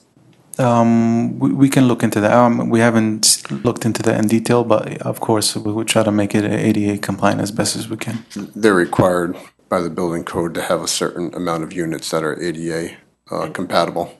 So how many is the number? I'm The curious. magic number, I don't know the magic number off the top of my head. I do know from working on other similar types of projects where, you know, you have to ensure that you have ADA accessible sidewalks going to specific units. We could certainly get back to you with that number. I just don't know the top. We would work with the building department, of course, when we got it gets to that point. It's just nice to know, because we're planning on empty nesters going there, so you'd want them. Okay. I have no further questions. Okay, Tony? No questions. Okay, James? You mentioned that there will be a fence on the east side. Yes, we were asked by the Greenbrier community to put in a fence along this side. Any consideration to put it on the south side as well? Oh, I'm sorry. There will be a fence on the south side. We discussed it at the planning board, that the existing fence there is dilapidated and some of it actually maneuvers onto the adjoining property and back onto ours, though there would have to be kind of some coordination with the neighbors, so there's just one consistent fence as a series of fences there. I'm good. So this, and I just want to state, this is a project that we've conceptually shown to the planning board, but we have not proceeded with it without the variance that we're here before you tonight. The feasibility is not there. Yeah, okay. Thank you. Understood. Any other questions from the board? Anyone in the audience wish to address? Yes, ma'am. Yeah. Come on up, and if you forward. could, let her sit down there, that would be great. Okay, and please state. My name is Louise Pezanowski. I'm from Greenbrier. Do you swear or affirm the testimony you provide tonight is true and complete to the best of your knowledge? I do. Okay. I just have concerns. I'm not against the project. I just have some concerns. This is my first time doing this, so please bear with me. I think my biggest 2 concerns are the children's stand on the driveway entrance at Greenbrier on Route 9. And with more traffic being on the driveway from this new complex, I'm worried about the children standing there on Route 9. It is quite dangerous as it is now, especially in the wintertime and the snow gets plowed up. I don't have children, but I do worry about it. Another concern I have is drainage. When we get heavy rains at Greenbrier, our basements flood. We've had floods as much as 18 inches of water in our buildings. This water has no place to go. And I'm just concerned that with more buildings with this project, that it just makes it worse for our complex. I guess I have just a couple questions for you. When they do this construction, Yeah, I can't. your remarks have to be addressed to the board. not Okay. to- When they build this project, how are the water, sewer, gas lines going to be connected, I guess, to the main line on Route 9? Are they going to go directly to the west side to Route 9? Or are they going to go along Greenbrier's easement? Okay, all those are typically issues that the planning board would discuss. Okay. All right. The application that's before us is really quite specific. It's just a matter of what density and the impervious surface. Everything else has to be decided ultimately by the planning board. Okay. So we're a pretty small player in this Okay. drama here. So should I write a letter to the planning board? I mean, I'm not sure of the process and everything. I just, You certainly can write a letter, you can attend a planning board meeting. There are going to be hearings scheduled. okay. And the kinds of questions you're asking are entirely appropriate, and you should do that.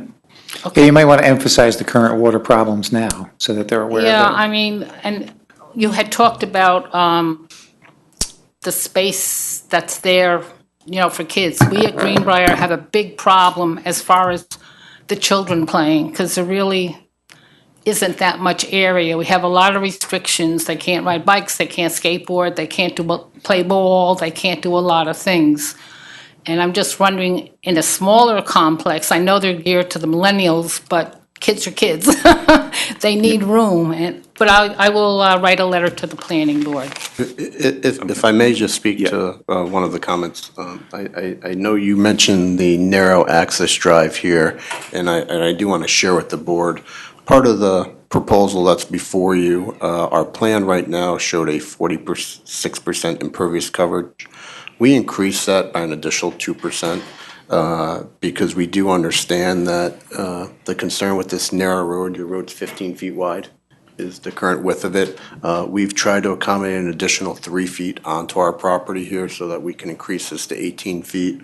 The other thing we did here, and this is during the meetings that Greenbrier had with the applicant, at least, is the concern about the safety of children that are waiting for a school bus.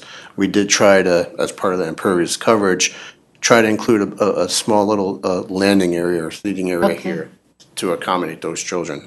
I called them today, and they didn't even know there was a meeting, so I'm just kind of here on my own. I didn't know you were in contact with Greenbrier. We have, and we've been requested at a later date when we start the going forward, if we are fortunate enough to move forward on the planning board end. I mean, I'm glad to see somebody build something there, don't get me wrong. It's Okay.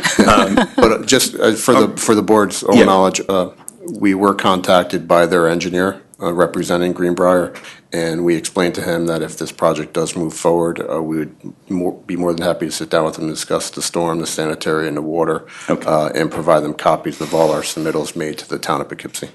Okay.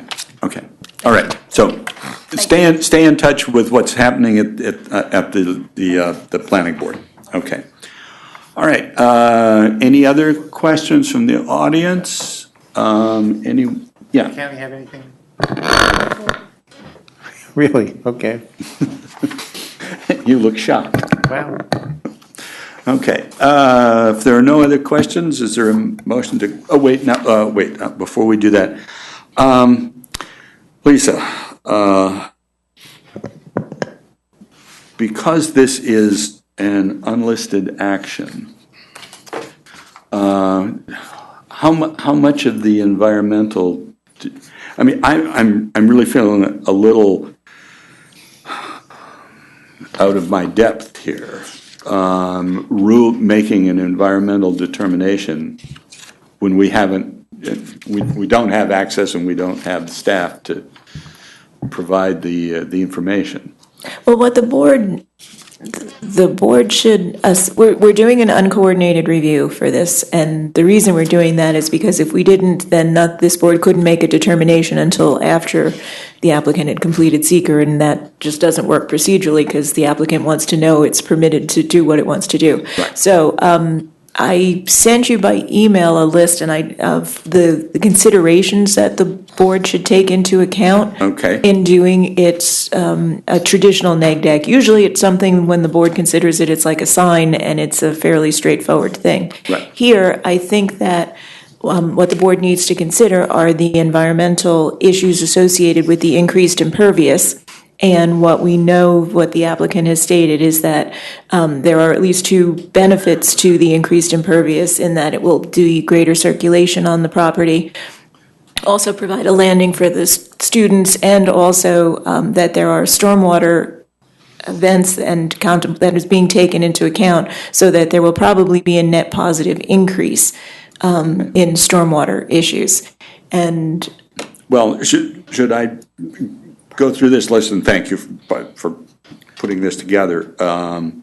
And now, well, there's an opportunity for the applicant to, if there's information where you feel that the board might not have enough facts before it to determine any one of the issues, this would be the time to ask the applicant for that information. okay.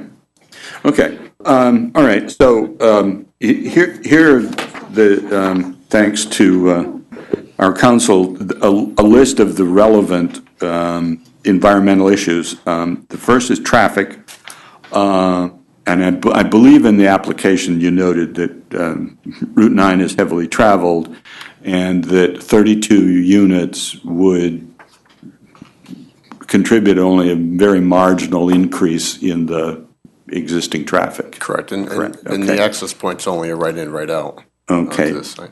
And water and sewer, both of these are available through municipal water and. Correct. What would, is it the Municipal sewer and water. is available. Arlington sewer system that you'd hook into? I believe it is.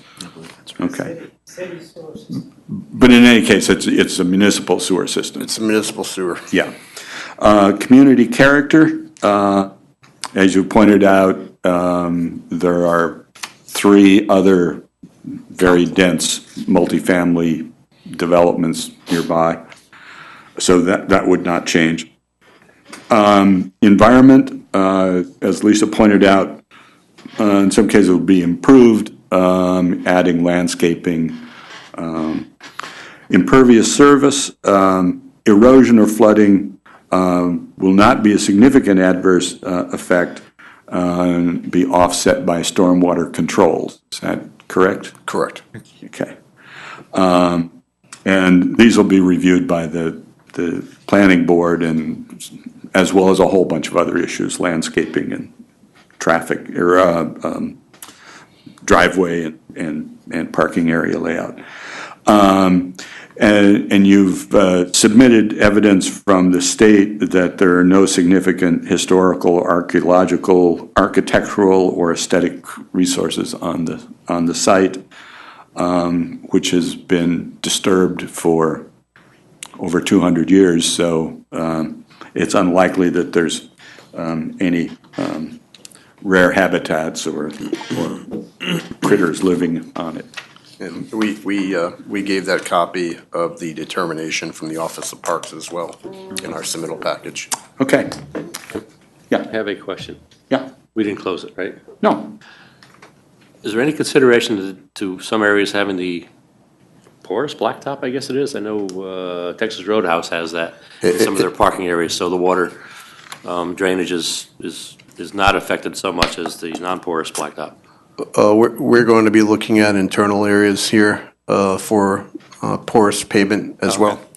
Because that would help reduce some of the runoff, correct? Correct. Yeah, absolutely. Okay. Thanks. All right, if there are no other questions, is there a motion to close the public hearing? So moved. Second? All in favor? Aye. Aye. Opposed? Recusals? Okay, thank you very much. Thank you. Okay. All right, that brings us to the end of the public hearings. Before we begin the deliberation, do people want to recess, or we keep going? Plunge ahead? Okay. Okay, so going back, let's see, we should try, I have lost track of who's here and who isn't. The rabbi is here. Arnoff is first. Arnoff is here. Arnoff is here, okay. Okay, item number one, Arnoff moving a storage, 1282, 1284 Dutchess Turnpike. This is a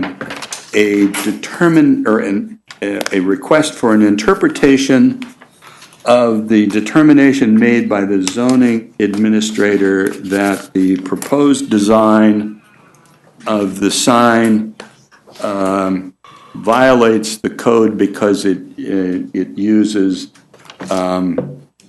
exposed steel beams or I-beams. Okay, this is an unlisted action. Actually, Mr. Chair, the determination is a type 2 action. The interpretation. Okay. So it's only unlisted if you needed to get to the sign variance, which I don't think the board does.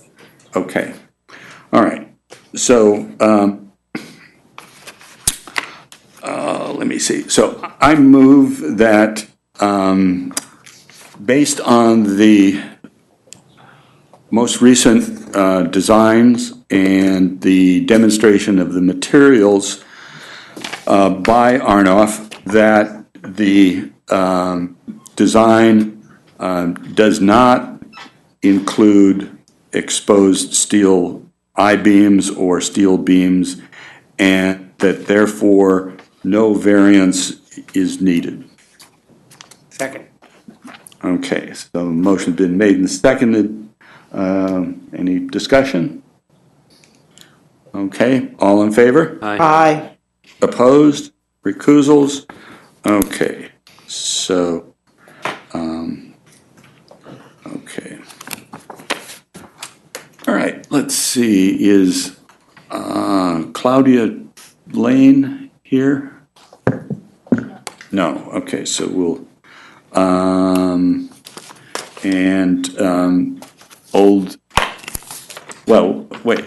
Old Spackenkill Road. Yeah, okay, so we'll go to item number 3. Okay, all right, this is Aaron and Erica Finch, 7 Old Spackenkill Road. A variance to allow the construction of a second-story addition to the existing structure, which is located 11 feet from the side lot line on the west and 9, Right? wait, no, and, wait, what was it? It's 15.3 on the other side, so they need a 15.3. variance of 14. Yeah, on the east side. Okay, so this is a variance to grant, or it's actually 2 variances for the 2 side lot lines. Okay, and this is a type 2 action, so there's no environmental issues that we have to do. Okay, all right, let me propose as findings, let's see, 1, whether an undesirable change will be produced in the character of the neighborhood. The board finds that the renovations and additions will be in character with the surrounding houses in the neighborhood and produce no undesirable change. The board further notes that the footprint of the building will not be changed on either of the 2 side lots, and therefore will not change the existing conditions. 2, whether the benefits sought by the applicant can be achieved by some other method. The board finds that given the topography of the lot and the existing house, there are few options other than to add a second story. 3, whether the requested area variance is substantial. The board finds that since the footprint of the building will be changed only slightly in the front and slightly in the back, that the variances are not substantial.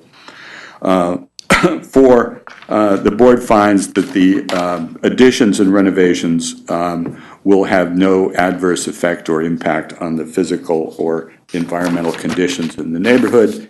And 5, the board finds that the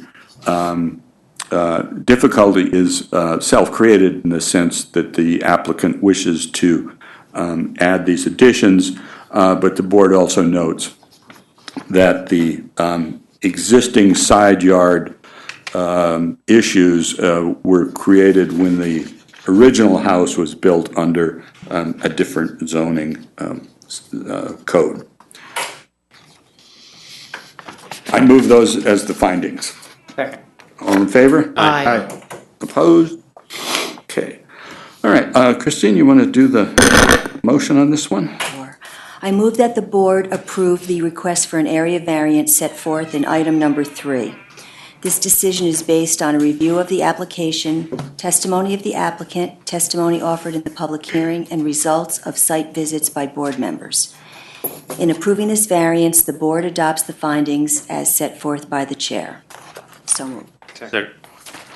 Okay, motion to approve the 2 variances in item number 3. Sandy, who are you crediting with the second for that? Pardon? Okay. I heard both, Art and Paul. Oh, He beat me. Okay. Yeah, too bad. okay. Been moved and multiply seconded. And so, all in favor? Aye. Opposed? Recusals? Variances are granted 7-0. Item number 4, I believe, is not here. Okay, so we will move then to item number 5, for which the issue before us is a request for an interpretation of the zoning administrator's decision that the proposed use as a religious nonprofit organization for Jewish students constitutes a home occupation. Determination does not constitute a home occupation. Okay, all right. All right. Okay. Okay, any discussion on this? I'll just reiterate, I mean, I've been to the neighbor's house and I have never seen, over the past couple of years, never seen any impact to the neighborhood whatsoever from Rabbi's functions. I think the property is well maintained. It could be a little bit better maybe, but it's, it's like anybody else's house. Some things get missed. Okay. But again, there's been no noise, no interference whatsoever with neighbors when I've been, on the other property and their sessions have been going on. Okay. I mean, I found the testimony of the neighbors and letters positive for the most part. Yeah, important and persuasive as to what's going on now. What troubles me is the home occupation issue, and in an attempt to try to sort through the different things, I tried to make an outline for myself, and I think let me just kind of quickly go through this. In part, I think to stimulate some discussion and see if there's a consensus on the board here. Okay, on this proposed, I would argue that the proposed use is not a home occupation, and a couple of reasons for that. One, it seems to me from everything that was said and submitted that the Sabbath and the holiday dinners really are an essential part of the activity that are being proposed. So therefore, they'll be regularly bringing more than 5 participants at a time to the residence and this is in clear violation of the criteria for what constitutes a home occupation. There are also some questions about the adequacy of the off-street parking and the hours of application, but these are more minor. My second issue is that this doesn't meet the intent of the home occupation provisions.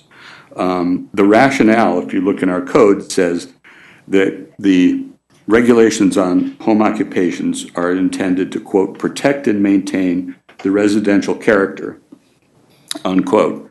But if you look at the provisions, it's also so that you allow residents to start and operate small businesses, kind of entrepreneurs, if you will. And at the same time, to be non-disruptive. So the idea is to give people the freedom to start businesses, but at the same time, make it so that the residential nature is not changed. And I would argue that regular gatherings of 25 to 30 people is not a small scale, and it's potentially disruptive to a residential neighborhood. And three, it seems to me this is the use that's being proposed flies in the face of kind of the plain language of what we mean by a home occupation. It's certainly unprecedented in my years on the ZBA. You know, when we've granted home occupations, they've been very, very specific and very clear occupations. And what troubles me is that it seems to me this opens the door of home occupation to an almost impossibly wide potential definitions and interpretations. All kinds of things might be possible under this expanded definition. And finally, it's not clear that the participants in the proposed use are either clients or customers, which is what the language of the code uses.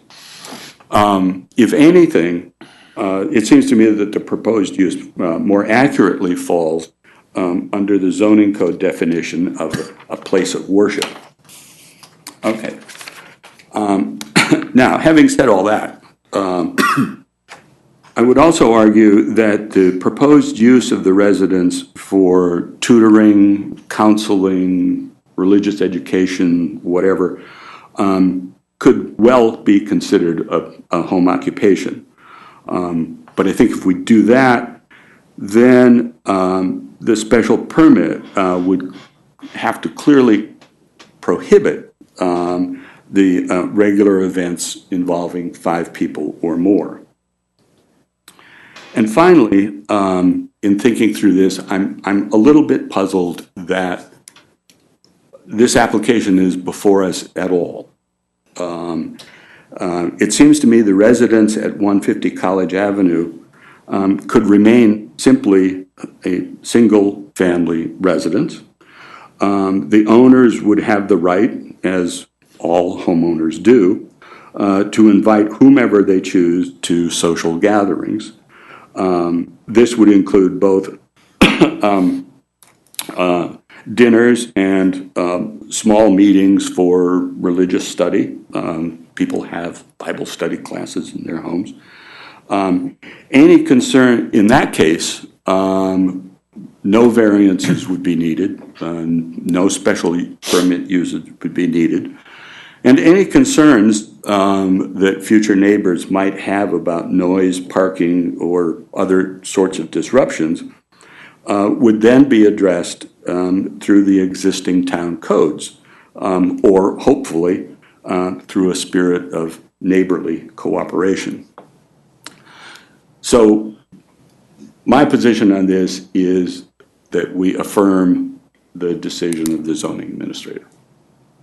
Okay? Yes? No? So this will allow them to hold The only thing that's before the board is whether the proposed use is a home occupation. Right. So So if the board were to find that it is not a home occupation, the issue of whether they would be allowed to do what they want to do is not before the board. The town could decide that they are allowed, it's consistent with a single-family residential use, or they could decide that it is more consistent with a home occupation, and if they don't, but if this board decides it's not a home occupation, then it's not a home occupation. So the other possibility is to parse it and say that parts of it are and parts of it aren't a home occupation. But Okay, so back to my original question. If we say it's not a home occupation, they are free to choose to use the property as as any private homeowner. Correct Yeah. or not correct? they were always free to use the property as any private homeowner. So The question is whether what they're proposing home fits occupation. within that That's- or not. Yeah, I had a hard time wrapping my head around this as Yeah. a home occupation. It's not an occupation. So, I agree. Yeah, Like you said, it's no different than me or you having a party with 20, 30, 40 people over once in a while, and then when it's over, say, have a good night, goodbye. Or if you have a large family and Correct, you have right. people over once. Right. right. I'm good with your, Right. I think I'm good with your determination, if I well- understand it correctly. Well, what it does, I am anxious to address clearly this notion of a home occupation, because I think that's the kind of squishy part of this, okay? I think what it does now is to put the ball back in the applicant's court. I mean, I do think that if they came in and said, okay, look, the occupation that we're really doing here is teaching and tutoring and counseling. Seems to me that's perfectly legitimate. And the issue of whether they're getting paid for it or not is, I would like the board to address that, to discuss that a little bit further. The specific, let's split it in half. Let's talk on the one hand about the coming in for the day-to-day, the 0 to 5 people, and leaving aside the Friday night gatherings and the holiday gatherings. And let's assume for purposes of this discussion that the Friday night gatherings and holiday gatherings are consistent with, just assume that for this, and just let's focus, pretend that that's not part of this application. What are the board's thoughts on that specific aspect? Is that a home occupation? I don't think so. I think it's, I would say yes, Why? in the sense that you're providing a professional service free of charge. in a home to clients who are coming for that purpose, not to live in the house. So that is, in a sense, a kind of a non-residential use. That's why they're walking over to that house. The fact that it's not charged, to me, simply means that they are being charged a very, very low sum, 0. And that is, I think, how much people charge in other home occupations, we don't pretend to regulate. My concern with that is, let's say I want to tutor somebody at my home once a week, do I need a special use permit? Right. So I think that you broadens the definition of home occupation. The code says that tutoring in your home or giving piano lessons or things like that is permitted by right. All you have to do is register. And does it matter how many students you're teaching at one time? Oh, yeah, it's got the same restrictions on, no more than 5 at a time and between the hours of 8 a.m. and 5 p.m. and whatever. That's section C2. So if he registers this home as you're saying, then he doesn't really need us. There is a very, I don't have it before me, but there's a list. Actually, there's a list of, You do have it before you. It's in the staff report. way ahead of me. So, specific home occupations that meet the following criteria are allowed, subject to registration with the zoning administrator. Let me just skip to the important part here, excuse me. Shall be one of the following uses: professional and business office, art studio, data technician, including computer programming and repair, florist, drafting and graphics services except printing, tailor, house cleaning service, baking, cooking, and preparation of goods for off-site sale and consumption, tutoring, and music lessons. Arguably, this could fall under tutoring. Right, so again, if he registered as a. Right, but then there's the second part of the question, which your concern is the weekly dinners. Right. But again, that's no different than us. I'm sorry, what was the It second? is, I think it is. About the weekly dinner. If I have 20 people over my house every week, Party time.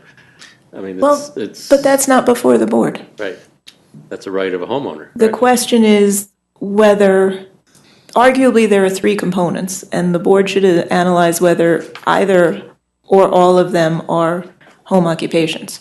So is the tutoring a home occupation? And if we're saying it is, then it falls under that particular section of the code, then yes, it's a home occupation, and they only need to register. If we say it doesn't fall within that portion of the code, then that kicks them to the next section, which requires the special use permit. Right. Yeah, We could go around and around on this all night. well, yeah. I don't know any, Tony? I'm pretty good with affirming. Johnston? I mean, I think the fact that the tutoring is going, I think that constitutes a home occupation. But he just said if he registers, we're good. He's good. You just want to clarify it. I think the tutoring constitutes itself as a home occupation. So then, if they register, that covers them. Right. And the Friday evening dinners, social, whatever it may be, doesn't even come into play. Okay. well, then you want to overrule, Pardon? then you want to overrule the finding that it's not a home occupation? Because of the, When you say overrule, are you asking Jim if he wants to change what he said before, or if? well, yeah, if everyone's comfortable now that it's a home occupation, then he just has to register. Okay, for the daytime portion. Correct. And then the,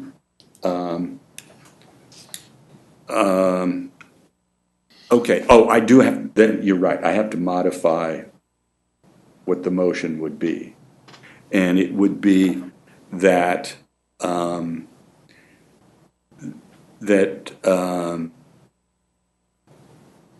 this is not a home occupation under the section C3. C2. That, or is it? C2, yeah. Okay. Right, it's So- not occupation under C2, but it is under. Under the C1. It's actually C1, and that's where the tutoring falls. And in order for the board to find that it fits within that section, you can have 15% of the habitable space of the structure used for the home occupation, and services and instruction are limited to no more than 2 clients or customers at a time. So the 5 customers, so it would have to be limited to 2 at a time, 1 or no more than 2. And then it would be, you need sufficient off-street parking or a variance, but if it were only 2 people at a time, I think they have, because there's 6 parking spaces on the site. Okay. Okay.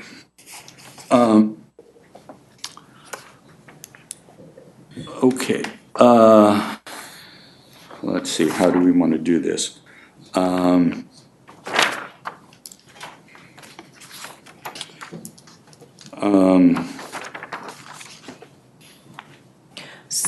It sounds to me like what the board is saying is that the activities described in the application, the daily activities described within the application are a home occupation pursuant to 21074C1A, provided that there are no more than two services offered to no more than two clients or customers at a time, and no more than 15% of the habitable space of the principal structure is used for the home occupation.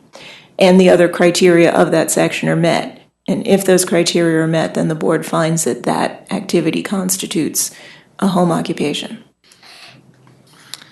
I think the plans show more than 15% of the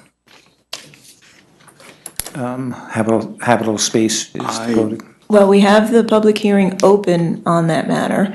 And so the fallback position then is if the board can make that motion and make that determination. If it's more than 15% or more than two people at a time, then it would kick it to the home occupation C2, which allows the greater 25% of the house and 5 people at a time and requires the special use permit, which the board could address at its next meeting. Okay. I mean, I think that works for me. So we're finding it is a home occupation. Depending how many people. Well, part of it is a home occupation, and part of it is not. We've essentially divided the proposed use into two parts. And the original combined set of uses, I'm arguing is not a home occupation under our code. Okay. But that the daytime portion of it would qualify. The other proposed portion falls, at least to me, in an entirely different category as the uses that a single family would make of a residence, which would be social purposes. And it seems to me the testimony that we've received speaks of the dinner as a social occasion. And if that is the case, then it seems to me it's a social occasion and should be addressed under whatever regulations apply to a single family house and not as a home occupation, which I don't believe it is. Okay. I mean, in a sense, what I want to do is to try to restrict this notion of home occupation, and to expand the notion of social. I mean, and it seems to me this applies to a lot of other things. I mean, I have a neighbor who goes 2 or 3 times a week to a Bible study class at somebody else's home. Right. Fine. Yeah. Well, that's fine. I don't think it's any of our business to Correct. mess with that. So, okay, what you stated sounded like a resolution to me. Are you going to ask me to restate it? Why not? The board moves that the activities described in the application for that would occur daily would include tutoring and would constitute a home occupation under 21074C1A, provided that the portion of the residence devoted to the use is 15% or less, and provided that there are no more than 2 clients provided services at a time. If those two thresholds cannot be met, then the board finds that it would be a home occupation pursuant to 21074C1B, at which time a special use permit would be required. It's actually C2. Thank you. Do it for a second. See. It's 21074C2. Okay, I will move the resolution. Second. Okay. All right, discussion, okay? Okay, so motion's been made and seconded, all in favor? Aye. Aye. Opposed? Recusals? Okay, so the resolution is adopted 7-0. And we have the public hearing open for next month, if the applicant chooses to pursue. And what should happen in the interim month is that the applicant should meet with staff so that we can get the final determinations as to whether any variances would be needed, what the scope of the project is, et cetera. And then if a variance were needed, try to meet the deadline for the next meeting so that everything could be addressed all at once. Okay. All right, that's. Sandy tells me the application deadline, if you do need variances, is the 19th of April. So you have a little bit of time. Okay, so that brings us to, let's see, Adam. Yep. No. Locust Grove. Locust Grove, okay. All right, item number 7, Locust Grove Crossings LLC, 2736, 2738 South Road. Variances to allow, 1, the construction of 32 residential units at a density of 13 units per acre, or 3,349 square feet per unit, in a zone where a density of 6 units per acre, 7,260 square feet per unit, is allowed. And 2, the construction of a multifamily project with 48% impervious surface where 40% is allowed. Okay, so this is an unlisted action and an uncoordinated review. So I move that the zoning board declare itself lead agency for the purpose of the review of the actions proposed in item number 7. Second. All in favor? Aye. Opposed? Okay. All right, then can I just go ahead and I move that the ZBA finds based on the EAF short form submitted by the applicant and on the basis of the testimony provided in the meeting, that with respect to the actions proposed in item number 7, namely the increased density and the increased impervious surface, the ZBA finds that these actions will have no significant impact on the environment. No significant adverse impact, but yes. Okay. All right. Okay, made and seconded, all in favor? Aye. Opposed? Okay.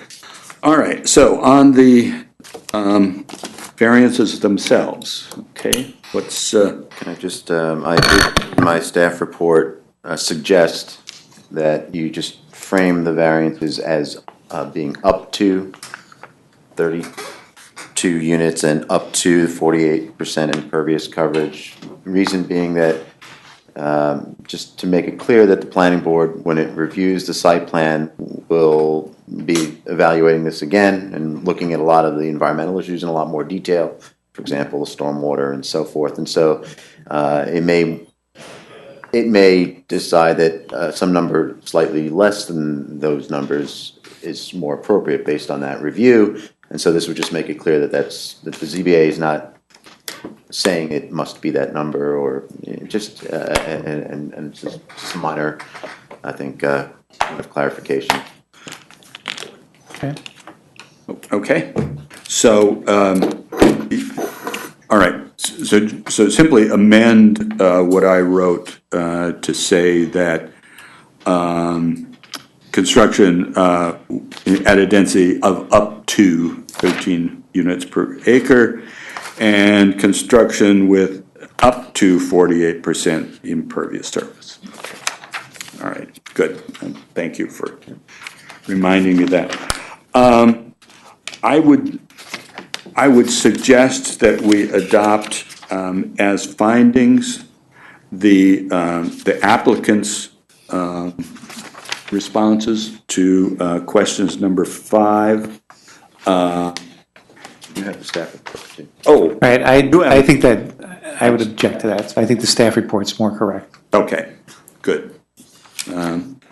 Okay, so you want to make the motion? Sure. I move that the board approve the request for an area variance set forth in item number 7.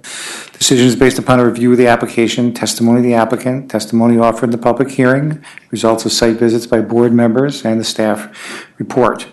In approving this variance, the board adopts as findings determinations found in 1 through 5 of the staff report. It's subject to the following conditions: that only up to, the density only up to 32 units, or up to 48% impervious area. Second. Okay, motion to approve item 7 as modified has been made and seconded. All in favor? Aye. Opposed? Nay. Okay, recusals? Approved, 6-1. Okay, going back, item number 2, Lauren and Matthew Corse, 25 Claudia Lane. Variance is to allow, 1, the construction of a one-car garage to be located 6 feet from the side lot line where 20 feet is required, and 2, to expand an existing driveway to 22 feet in width where 15 feet is permitted. This is type 2 action, and so there's no environmental issues. Comments? The garage is going to be within the existing fence in any case, and I think the driveway at the street level is about 22 feet anyway, so I don't see any real impact to the environment. Okay, okay, Art, I guess it's your turn. Sure. So it's number 2, correct? Oh, wait, I guess we have to do findings, don't we? Let me see here. Let's see.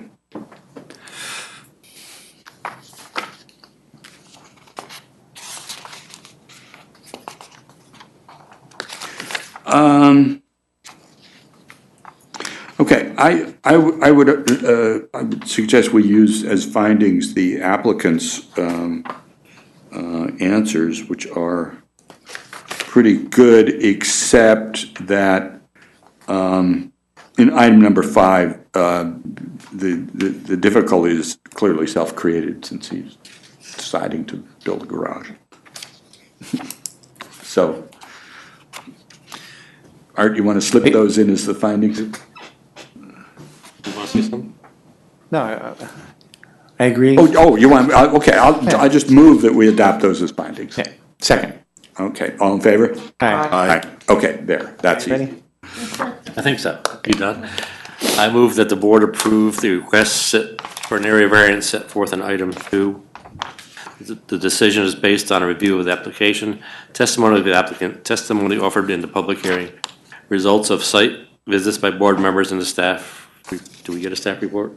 No, we just adopt the ones given by the, let me give you the other one. Adopt the findings set forth by the chairman. In approving this variance, the board adopts its findings, determination found in items 1 through 5 of the staff report. So moved. No, 1 through 5 of the applicant's Of the papers, applicants, except that based number on the 5 chairman. is, yes, Chairman's it's input. self-created. Yeah. Put that in there first. Second. Okay. All in favor? Aye. Aye. Opposed?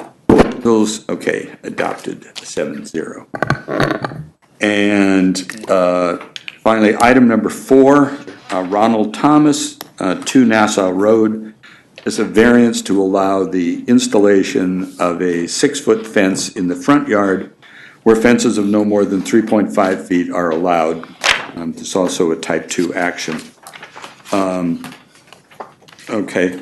All right, I guess it's my turn here. Okay. I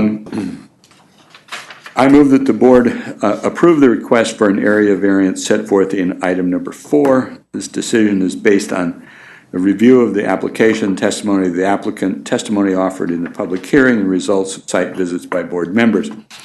In approving this variance, the board adopts the findings as follows. The board finds that there will be no undesirable change produced in the character of the neighborhood. The board notes that the new wooden fence is simply a replacement of an older dilapidated fence that's been there for many years. 2, whether the benefit sought by the applicant can be achieved by some other method. The board finds that there is no other way of replacing an existing fence except as proposed. 3, whether the requested area variance is substantial. The board finds that it is substantial in the sense that it's a 6-foot fence, but the board also notes that this is a corner lot with 2 front yards, and that the applicant has agreed to keep the replacement fence behind or flush with the front line of the existing house, and that therefore there will be no large fence in the front yard of in the main front yard of the existing house. The board finds that the replacement of this fence will have no adverse effect or impact on the physical and environmental conditions. The board also notes that the applicant has agreed to alter the line of the fence slightly to improve sight lines at that corner. And finally, the board finds that the difficulty is self-created in the sense that the applicant wants to replace the fence, but the board also notes that the fence had been there for a long period of time, and that the fact that it's self-created does not preclude granting the variance. So move. Second. Okay, all in favor? Aye. Aye. Opposed? Approved, 7-0. The final item on our agenda is a request from the planning board that it's... No, Adams. Adams. Gotta do Adams. Oh, we didn't do Adams? Whoa. I blew right through that one. Okay. I need to find it. Happens when we go out of order. That's right. Okay. Item 6. Okay. Adams Bearacre Farms, 741, 765 Dutchess Turnpike. A variance to allow 2 3-foot by 10-foot centennial year banners to remain in place for the remainder of 2019, where temporary banners are allowed for periods not exceeding 30 days and not exceeding 90 days in any calendar year. Okay, this is an unlisted action, so I move that the ZBA declare itself lead agency for the purposes of the environmental review of the action in item number 6. Second. All in favor? Aye. Opposed? Okay. There is an EAF included, so I move that the planning board finds, based on the information contained in the environmental impact statement and the testimony of the applicant, that the action proposed in item number 6 will have no significant impact on the environment. Do you mean the zoning board? Or you said planning board? Strike that. See, the zoning board, thank you. Okay, it's getting late. Yes. Okay, so, is there a second? Second. Okay, all in favor? Aye. Aye. Opposed? Okay, okay, I'm assuming that everybody's okay with this one? Yeah. Okay. For findings,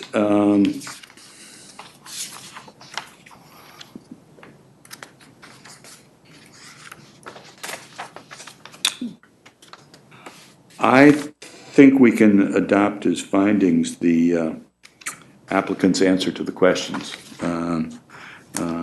They said they'll, and even on 5, they said it's self-created.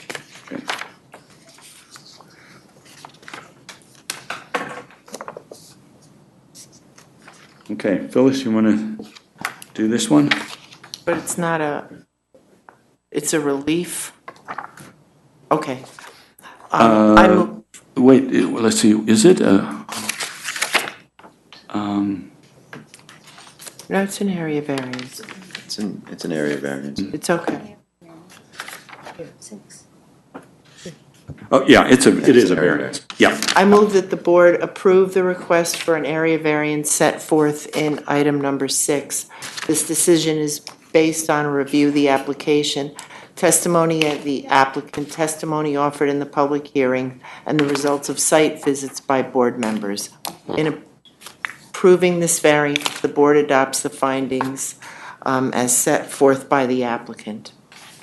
Second. Okay, motion made and seconded. All in favor? Aye. Aye. Opposed?